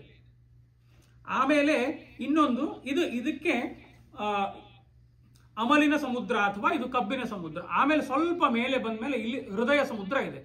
ಹೃತ್ ಕಮಲವಾಸಿನಿ, ಶ್ರೀಮದಾನಂದ ತೀರ್ಥ ಭಗವತ್ಪಾದಾಚಾರ್ಯ ಹೃತ್ ಕಮಲವಾಸಿನಿ, ಇಲ್ಲಿ ಪಂಚರೂಪಿಯಾದ ಭಗವಂತ ಇದ್ದಾನೆ. ಅನಾಹತ ಚಕ್ರ, ಅದು ತುಪ್ಪ ಮತ್ತೆ ಬೆಣ್ಣೆಯ ಸಮುದ್ರ ಅಂತ ಹೇಳಿದ್ರು. ಅದಕ್ಕೆ ನೋಡಿ ಕೃಷ್ಣ ಎಲ್ಲ ಗೋಪಿಕಾ ಸ್ತ್ರೀಯರಿಗೆ ಬೆಣ್ಣೆ ಕೊಡಿ ಅಂತ ಕೇಳಿದ್ದ. ಬೆಣ್ಣೆ ಅಂತಂದ್ರೆ ನಮ್ಮ ಹೊರಗಿನ ಪ್ರಪಂಚದ ಬೆಣ್ಣೆ ಅಲ್ಲ, ನಮ್ಮ ಹೃದಯದಲ್ಲೇ ಬೆಣ್ಣೆ ಇಟ್ಟಿದ್ದಾನೆ. ನಾವು ಒಂದು ತೊಟ್ಟು ಅವನಿಗೆ ಕೊಡಕ್ಕಾಗ್ತಾ ಇಲ್ಲ. ಅದೇ ಭಕ್ತಿಯ ಬೆಣ್ಣೆ ನಾವು ಭಗವಂತನಿಗೆ ಕೊಡೋದೇ ಅದು ನಮ್ಮ ಹೃದಯ ಸಮುದ್ರದ ಬೆಣ್ಣೆ. ಆಮೇಲೆ ಹಾಗೆ ಹೋಗ್ಬೇಕಾದ್ರೆ ಇಲ್ಲಿ ಎಲ್ಲ ಥೈರಾಯ್ಡ್ಸು, ಪಾರಾಥೈರಾಯ್ಡು ಏನೇನೋ ಹೇಳ್ತಾರೆ. ಅಲ್ಲೊಂದು ವಿಶುದ್ಧಿ ಚಕ್ರ ಅಂತ ಇದೆ. ವಿಶುದ್ಧಿ ಚಕ್ರ ಅಂತಂದ್ರೆ ಅದು ಚಕ್ರ ಪ್ರೋಸೆಸ್ ಮಾಡುತ್ತೆ. ನೀವು ಬೆಣ್ಣೆ ಆಗಬೇಕಂದ್ರೆ ಮೊದಲು ಮೊಸರು ಆಗ್ಬೇಕು ತಾನೆ, ಮೊಸರು ಆದ್ಮೇಲೆ ಬೆಣ್ಣೆ ಆಗೋದು, ಅದು ಕಡದ ಮೇಲೆ ಚರ್ಣ ಆದ್ಮೇಲೆ. ಅದು ವಿಶುದ್ಧಿ ಚಕ್ರ ಇಲ್ಲಿ ಇದೆ. ಆಮೇಲೆ ಸ್ವಲ್ಪ ಮೇಲೆ ಹೋದ್ರೆ ಒಂದು ಪೈನ್ ಟ್ರೀ ಆಕಾರದಲ್ಲಿ ಒಂದು ಗ್ಲ್ಯಾಂಡ್ ಇದೆ ಅಲ್ಲಿ, ಅದು ಆಜ್ಞಾಚಕ್ರ, ಅದು ಹಾಲಿನ ಸಮುದ್ರ. ಇಲ್ಲಿ ಬೆಣ್ಣೆ ಆಯಿತು, ಇಲ್ಲಿ ಮೊಸರಾಯಿತು, ಇಲ್ಲಿ ಹಾಲಿನ ಸಮುದ್ರ. ಅದು ಕ್ಷೀರಸಾಗರ ಶ್ವೇತದ್ವೀಪದಲ್ಲಿ ಭಗವಂತ ಮಲಗಿದ್ದಾನೆ. ನಾವು ಪ್ರಾಣಾಯಾಮದಲ್ಲಿ ಇವೆಲ್ಲವನ್ನು ಅನುಸಂಧಾನ ಮಾಡಿ ನಾವು ಯು ಕ್ಯಾನ್ ಎಕ್ಸ್ಪೀರಿಯನ್ಸ್ ಇಟ್. ನಮ್ಮ ಕುಂಡಲಿನಿ ಜಾಗೃತ ಆಗ್ತಾ ಇದೆಯಲ್ಲ ಅಂತ ವಿ ಕ್ಯಾನ್ ಎಕ್ಸ್ಪೀರಿಯನ್ಸ್ ಇಟ್. ಅಂದ್ರೆ ಪ್ರಾಣಾಯಾಮ ಮಾಡಿ ಪಾಪ ಪುರುಷನ ನಾಶ ಮಾಡಿ ನಾವು ಸಂಧ್ಯಾ ವಂದನೆ ಮುಖ್ಯ ಅನೇಕಗಳನ್ನು ಮುಂದೆ ಮಾಡಲಿಕ್ಕೆ ಇದನ್ನೆಲ್ಲ ಮಾಡ್ತಾರೆ. ಪಾಪ ಪುರುಷನ ನಾಶನ ಅಂತಾನೆ ಇದೆ ಸಂಧ್ಯಾ ವಂದನದಲ್ಲಿ. ನಾವು ನಿತ್ಯವೂ ಕೂಡ ಅಮೃತದ ಸ್ನಾನವನ್ನು ಮಾಡಬಹುದು. ಇವೆಲ್ಲವೂ ಕೂಡ ನಾವು ಒಂದು ಸಾಧನೆ ಮಾಡಿದರೆ ನಾವು ಯು ಕ್ಯಾನ್ ಎಕ್ಸ್ಪೀರಿಯನ್ಸ್ ಇಟ್.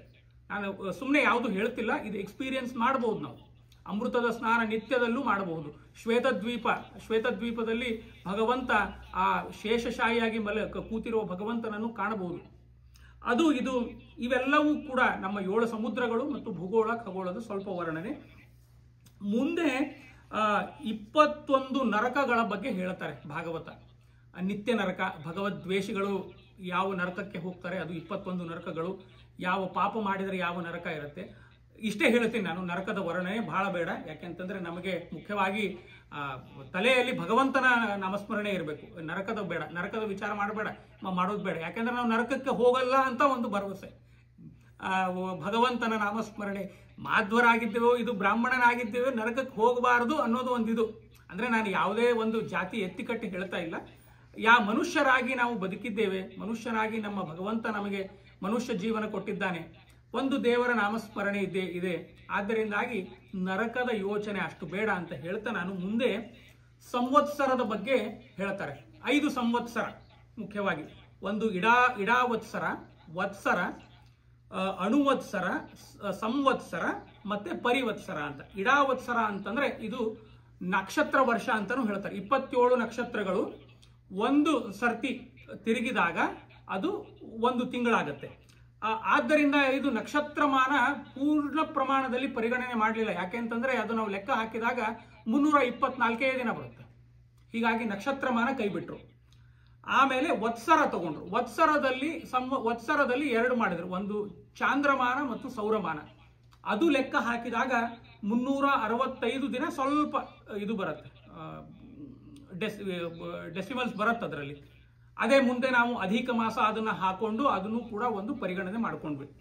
ಆಮೇಲೆ ಅಣುವತ್ಸರ ಅಂತಂದ್ರೆ ಸೂರ್ಯನ ಗತಿಯ ಮೇಲೆ ನಾವು ಇದನ್ನ ಮಾಡೋದು. ಅದು ಈಗ ಯಾರು ಇದರಲ್ಲೇ ಇಲ್ಲ, ಅದು ಬಳಕೆಯಲ್ಲೇ ಇಲ್ಲ ಸೂರ್ಯನ ಗತಿ. ಆಮೇಲೆ ಪರಿವತ್ಸರ ಅಂತಂದ್ರೆ ಬೃಹಸ್ಪತಿ ಗುರು ಎಷ್ಟು ಒಂದು ರಾಶಿಯಿಂದ ಒಂದು ರಾಶಿಗೆ ಹೋಗ್ಬೇಕಾದ್ರೆ ಅದು ಎಷ್ಟು ಕಾಲ ತಗೋತಾನೆ, ಅದು 365ಕ್ಕಿಂತ ಜಾಸ್ತಿ ಬರಕ್ ಶುರು ಆಯ್ತದು. ಯಾಕೆಂದ್ರೆ ಒಂದೊಂದು ಕಡೆ ಒಂದೊಂದು ತರ ಅವನು ಮೂಮೆಂಟ್ಸ್ ಇರುತ್ತೆ. ಆದ್ದರಿಂದ ಅದನ್ನು ಪರಿಗಣನೆ ಮಾಡಿಲ್ಲ. ಸಂವತ್ಸರ ಪೂರ್ಣ ಪ್ರಮಾಣವಾಗಿ ಫುಲ್ ಪ್ರೂಫ್ ಇದೆ ಅಂತ ಅನ್ಕೊಂಡು 365 ದಿನ ಪಾಯಿಂಟ್ ಎಷ್ಟು ಬರುತ್ತೆ ಅದನ್ನ ತಗೊಂಡು ಇದರಲ್ಲಿ ಪರಿಗಣನೆ ಮಾಡಿದರು. ಆಮೇಲೆ ಸೂರ್ಯ ಚಂದ್ರ, ಭಾಗವತ ಹೇಳುತ್ತೆ ಸೂರ್ಯನಿಗಿಂತ ಚಂದ್ರ ಬಹಳ ದೂರದಲ್ಲಿದ್ದಾನೆ ಅಂತ ಭಾಗವತ ಹೇಳುತ್ತೆ. ಆದರೆ ಅದನ್ನ ನೀವು ಸ್ವಲ್ಪ ಬಿಡಿಸಿ ನೋಡಿ, ಉಪನಿಷತ್ ಏನ್ ಹೇಳುತ್ತೆ ನಮಗೆ, ಸೂರ್ಯ ಲೋಕಕ್ಕಿಂತ ಚಂದ್ರಲೋಕ ದೂರ ಇದೆ. ಯಾಕೆಂದ್ರೆ ಚಂದ್ರಲೋಕಕ್ಕೆ ಹೋದ್ಮೇಲೆ ಮೋಕ್ಷ, ಆ ಸೋಮಲೋಕಕ್ಕೆ ಹೋದ್ಮೇಲೆ ನಾವು ವೈಕುಂಠಕ್ಕೆ ಹೋಗ್ಬೇಕು. ಆದ್ದರಿಂದ ಉಪನಿಷತ್ನಲ್ಲಿ ಲೋಕ ಹೇಳಿದ್ರು, ಇಲ್ಲಿ ನಮ್ಮ ಗ್ರಹಗಳ ಹತ್ರ ಇದೆ ಆದ್ರೆ ಲೋಕ ದೂರ ಇದೆ.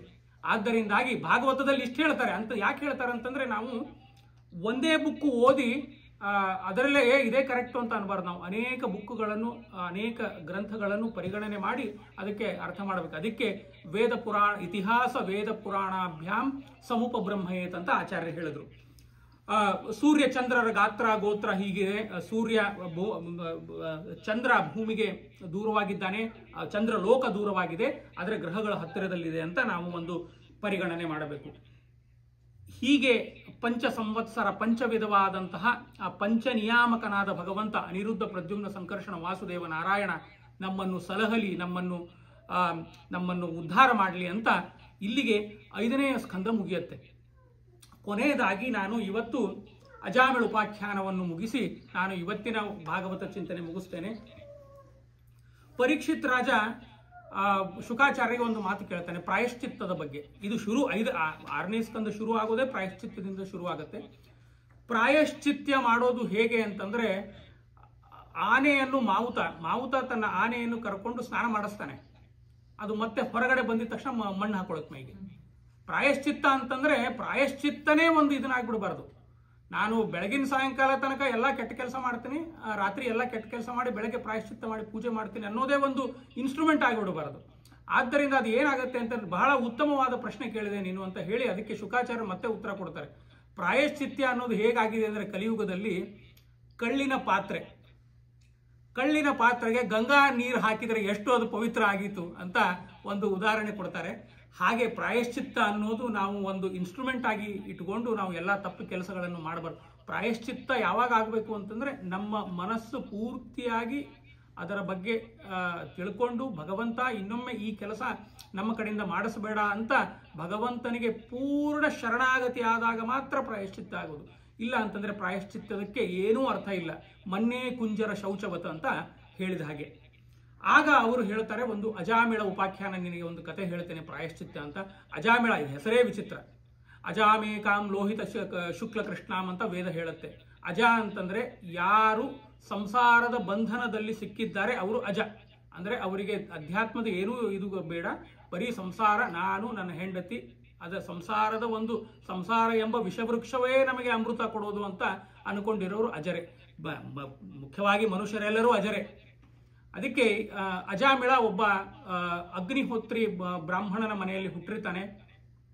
ಅವರ ಮನೆಯಲ್ಲಿ ನಿತ್ಯ ಬೆಳಗ್ಗಿಂದ ಸಾಯಂಕಾಲ ತನಕ ದೇವರದೇ ನಾಮಸ್ಮರಣೆ, ಪೂಜೆ, ಪುನಸ್ಕಾರ ಅವೆಲ್ಲ ಇರುತ್ತೆ. ಆದರೆ ಅಜಾಮಿಳ ಒಂದಿನ ಏನ್ ಮಾಡ್ತಾನೆ, ಹೂ ತರಲಿಕ್ಕೆ ಅಂತ ಆಚೆ ಹೋದಾಗ ಅಲ್ಲಿ ಒಬ್ಬ ವೇಶ್ಯಳನ್ನು ನೋಡಿ, ನನಗೆ ಇದು ದೇವರಿಗೆ ಸಾಕು, ತುಂಬಾ ಆಯ್ತು ಅಂತ ಹೇಳಿ ಎಲ್ಲ ಹಾಗೆ ಬಿಟ್ಟು ಆ ವೇಶ್ಯಳನ್ನು ಮದುವೆ ಆಗ್ತದೆ. ಇವನಿಗೆ ಆಲ್ರೆಡಿ ಮದುವೆ ಆಗ್ಬಿಟ್ಟಿತ್ತು ಅಜಾಮಿಳನಿಗೆ. ಆದರೂ ಕೂಡ ಹೆಂಡತಿಯನ್ನು ಬಿಟ್ಟು ಅಜಾಮಿಳ ವೇಶ್ಯೆಯ ಜೊತೆ ಸಂಸಾರ ಮಾಡಲಿಕ್ಕೆ ಪ್ರಾರಂಭ ಮಾಡ್ತಾನೆ. ಸಂಸಾರ ಮಾಡಿ ಅವನಿಗೂ ಕೂಡ ಮಕ್ಕಳಾಗುತ್ತೆ. ಅವನಿಗೂ ಕೂಡ ಒಂದು 8 ಮಂದಿ ಮಕ್ಕಳಾಗ್ತಾರೆ. 8 ಮಂದಿ ಮಕ್ಕಳಾದಾಗ ಕೊನೆಯ ಮಗನಿಗೆ ಅವನು ನಾರಾಯಣ ಅಂತ ಹೆಸರಿಡ್ತಾನೆ. ಅಂದ್ರೆ ಅವನ ಸಂಸ್ಕಾರ ಇನ್ನೂ ಅವನಿಗೆ ಹೋಗಿಲ್ಲ. ಯಾಕಂದ್ರೆ ಒಳ್ಳೆ ಜೀವ ಅಜಾಮಿಳ. ಆಗಿ ಅವನಿಗೆ ನೆನಪಾಗಿ ಮಗನಿಗೆ ನಾರಾಯಣ ಅಂತ ಹೆಸರಿಡ್ತಾನೆ. ಎಲ್ಲ ಕೆಲಸ ಮಾಡ್ತಾನೆ, ದರೋಡೆ ಮಾಡ್ತಾನೆ, ಮಾಂಸ ಭಕ್ಷಣ ಮಾಡ್ತಾನೆ, ಮದ್ಯಪಾನ ಮಾಡ್ತಾನೆ, ವೇಶ್ಯಾವಾಟಿಕೆ ಮಾಡ್ತಾನೆ, ಕಳ್ಳು ಕುಡಿತಾನೆ, ಏನು ಮಾಡಬಾರ್ದು ಎಲ್ಲ ಕೆಲಸವೂ ಮಾಡ್ತಾನೆ ಅಜಾಮಿಳ. ಮಾಡ್ದ. ಆಮೇಲೆ ಕೊನೆಗೆ ವಯಸ್ಸಾಯಿತು. ಒಂದು ದಿನ ಇನ್ನೇನೋ ಅವನ ಅಂತ್ಯಕಾಲ ಬಂದಿದೆ ಅಂತಂದಾಗ ಮಗನ ಕರೀತಾನೆ ನಾರಾಯಣ ಅಂತ. ಮಗ ಬಂದೋ ಬಿಟ್ನೋ ಗೊತ್ತಿಲ್ಲ, ಯಾಕೆಂತಂದ್ರೆ ಈ ವಯಸ್ಸಾದವರು ಕರಿತಾ ಇರ್ತಾರೆ, ಇವ್ರಿಗೇನು ಬೇರೆ ಕೆಲಸ ಇಲ್ಲ ಅಂತ ಹೇಳೋ ಮಕ್ಕಳಿದ್ದಾರೆ. ಆದರೆ ನಾರಾಯಣ ಬಂದೋ ಇಲ್ಲೋ ಗೊತ್ತಿಲ್ಲ. ಆದರೆ ನಾರಾಯಣ ತನ್ನ ದೂತರನ್ನು ಕಳಿಸ್ತಾನಂತೆ. ಎಲ್ಲರೂ ಏನ್ ತಿಳ್ಕೊಂಡಿದ್ದಾರೆ ಅಂತಂದ್ರೆ ಅಜಾಮಿಳನು ನಾರಾಯಣ ಅಂದು ಮೋಕ್ಷಕ್ಕೆ ಹೋದ ಅಂತ. ಹಾಗಿಲ್ಲ, ಅವನು ದೇಹತ್ಯಾಗ ಮಾಡಲಿಲ್ಲ. ಅವನಿಗೆ ಒಂದು ವಿಷನ್ ಆಯಿತು. ಒಂದು ಕಡೆ ಯಮಭಟರು ಬಂದರು, ಇನ್ನೊಂದು ಕಡೆ ನಾರಾಯಣ ದೂತರು ಬಂದರು. ನಾರಾಯಣ ದೂತರು ಮತ್ತೆ ಯಮಭಟರ ನಡುವೆ ಒಂದು ಸಂವಾದ ಆಗತ್ತಲ್ಲಿ. ಅವನಿಗೆ ವಿಷನ್ ಅದು ಎರಡೂ ಕಾಣಿಸ್ತಾ ಇದೆ. ಯಮಭಟರು ಇವನಿಗೆ ಹಗ್ಗ ಹಾಕಿ ಇವನ ಎಳ್ಕೊಂಡು ಹೋಗೋ ಹಂಗೆ ನಾರಾಯಣ ಭಟರು ಅದನ್ನು ತಡಿತಾ ಇದ್ದಾರೆ ಅನ್ನೋದು ಇವನಿಗೊಂದು ವಿಷನ್ ಆಗುತ್ತೆ. ಆಗ ಏನಾಗುತ್ತೆ ಅಂತಂದ್ರೆ, ಇಲ್ಲ, ಇವನು ಕೊನೆ ಅಂತ್ಯಕಾಲದಲ್ಲಿ ನಾರಾಯಣ ಅಂತ ಹೇಳಿದ್ದಾನೆ, ಆದ್ದರಿಂದಾಗಿ ನಾವು ಇವನನ್ನು ವೈಕುಂಠಕ್ಕೆ ಕರ್ಕೊಂಡು ಹೋಗ್ತೀವಿ. ಇಲ್ಲ, ನೀವು ವೈಕುಂಠಕ್ಕೆ ಕರ್ಕೊಂಡು ಹೋಗೋ ಹಂಗಿಲ್ಲ. ಯಾಕೆ ಅಂತಂದ್ರೆ ಅವನು ನಿತ್ಯ ಬೆಳಗಾತದಿಂದ ಮಲಗೋವರೆಗೂ ಕೆಟ್ಟ ಕೆಲಸನೇ ಮಾಡಿದ್ದು. ಆದ್ದರಿಂದ ಅವನಿಗೆ ಏನು ಶಿಕ್ಷೆ ಆಗಬೇಕು, ನಾವು ಯಮಲೋಕಕ್ಕೆ ಕರ್ಕೊಂಡು ಹೋಗ್ತೀವಿ ಅಂತ ಹೇಳ್ತಾರೆ. ಆಗ ಮತ್ತೆ ವಾದ ವಿವಾದ ಆಗತ್ತೆ. ವಿವಾದ ಆದಮೇಲೆ ನಾರಾಯಣ ಭಟರು ಗೆದಿತಾರೆ. ಆ ವಾದ ವಿವಾದದಲ್ಲಿ ಗೆದ್ದ ಮೇಲೆ ಯಮಭಟರು ಯಮಲೋಕಕ್ಕೆ ಹೋಗ್ತಾರೆ. ಯಮಲೋಕಕ್ಕೆ ಹೋಗಿ ಕೇಳಿದಾಗ ಯಮ ಉತ್ತರ ಕೊಡ್ತಾನೆ, ನೋಡಿ, ಭಗವದ್ ಭಕ್ತರನ್ನು ನೀವು ಹಿಂಗೆ ಕರ್ಕೊಂಡು ಬರಬಾರದು. ಅಂತ್ಯಕಾಲದಲ್ಲಿ ಅವನು ನಾರಾಯಣ ಅಂದಿದ್ದಾನೆ. ನಾರಾಯಣ ಮನಃಪೂರ್ವಕವಾಗಿ ಅಂದ ಅವನು ಅಜಾಮಿಳ. ಆದ್ದರಿಂದಾಗಿ ನಾರಾಯಣ ಭಟರು ಬಂದರು ಅಂತ ಅವನು ಯಮ ಅವರಿಗೆ ಹೇಳಿ ಸಂತೈಸಿ ಕಳಿಸ್ತಾನೆ. ಆಗ ಇವನು ದೇಹತ್ಯಾಗ ಮಾಡಲ್ಲ. ಆಗ ಅವನು ಮತ್ತೆ ಎದ್ದು ಮತ್ತೆ ಎಲ್ಲ ಹಳೆಯ ಕೆಲಸವನ್ನು ಎಲ್ಲ ಬಿಟ್ಟು ಗಂಗಾ ನದಿಗೆ ಹೋಗಿ ಅನೇಕ ವರ್ಷಗಳ ಸಾಧನೆ ಮಾಡಿ ಕೊನೆಗೆ ಒಂದು ದಿನ ದೇಹತ್ಯಾಗ ಮಾಡಿ ಅವನು ಮೋಕ್ಷಕ್ಕೆ ಹೋಗ್ತಾನೆ ಅಂತ 6ನೇ ಸ್ಕಂದದ ಮೊದಲನೇ ಕಥೆ, ಪ್ರಾಯಶ್ಚಿತ್ತದ ಕಥೆ ಶುಕಾಚಾರ್ಯರು ಪರೀಕ್ಷಿತನಿಗೆ ಹೇಳಿದರು ಅನ್ನೋ ಮಾತಿಗೆ ನಾನು ಕೂಡ ಯಥಾಶಕ್ತಿ ನಿಮ್ಮ ಮುಂದೆ ನಿವೇದಿಸಿಕೊಂಡೆ ಅಂತ ಹೇಳ್ತಾ ಇವತ್ತಿನ ಈ ಭಾಗವತದ 6ನೇ ಸ್ಕಂದದ ಅನುಸಂಧಾನ ಮುಗಿಸ್ತಾ ಇದ್ದೇನೆ. ಭಾಗವತ ಪ್ರತಿಪಾದ್ಯನಾದ ನಾರಾಯಣ, ಗುರುಗಳ ರಾಯರ ಅಂತರ್ಯಾಮಿಯಾದ ಗೋಪಾಲಕೃಷ್ಣ ಎಲ್ಲರನ್ನು ಸಲಹಲಿ ಅಂತ ಹೇಳ್ತಾ ಇವತ್ತಿನ ಈ ಅನುಸಂಧಾನ ಮುಗಿಸ್ತೇನೆ. ಶ್ರೀಕೃಷ್ಣಾರ್ಪಣಮಸ್ತು, ಮಧ್ವೇಶಾರ್ಪಣಮಸ್ತು. ನಾಹಂ ಕರ್ತ ಹರಿಕರ್ತ ತತ್ಪೂಜಾ ಕರ್ಮಚಾಖಿಲಃ ತಥಾಪಿ ಮತ್ಕೃತ ಪೂಜಾ ತತ್ಪ್ರಸಾದೇನ ನಾನ್ಯಥಾ ತದ್ಭಕ್ತಿ ತತ್ಫಲಂ ತತ್ಮಹ್ಯಃ ಪುನಃ ಪುನಃ ಕರ್ಮನ್ಯಾಸೋ ಹರಾದೇವ ವಿಷ್ಣೋ ತೃಪ್ತಿಕರಃ ಸದಾ ಯತ್ಸರ್ವಗುಣ ಸಂಪೂರ್ಣಂ ಸರ್ವದೋಷ ವಿವರ್ಜಿತಂ ಪ್ರಿಯತಾಂ ಪ್ರೀತೇವಾಲಂ ವಿಷ್ಣುರ್ಮೇ ಪರಮಃ ಸಹೃತ್. ಶ್ರೀಕೃಷ್ಣಾರ್ಪಣಮಸ್ತು. ಯಾರಿಗೇನಾದರೂ ಪ್ರಶ್ನೆ ಇದ್ರೆ ಕೇಳಬಹುದು.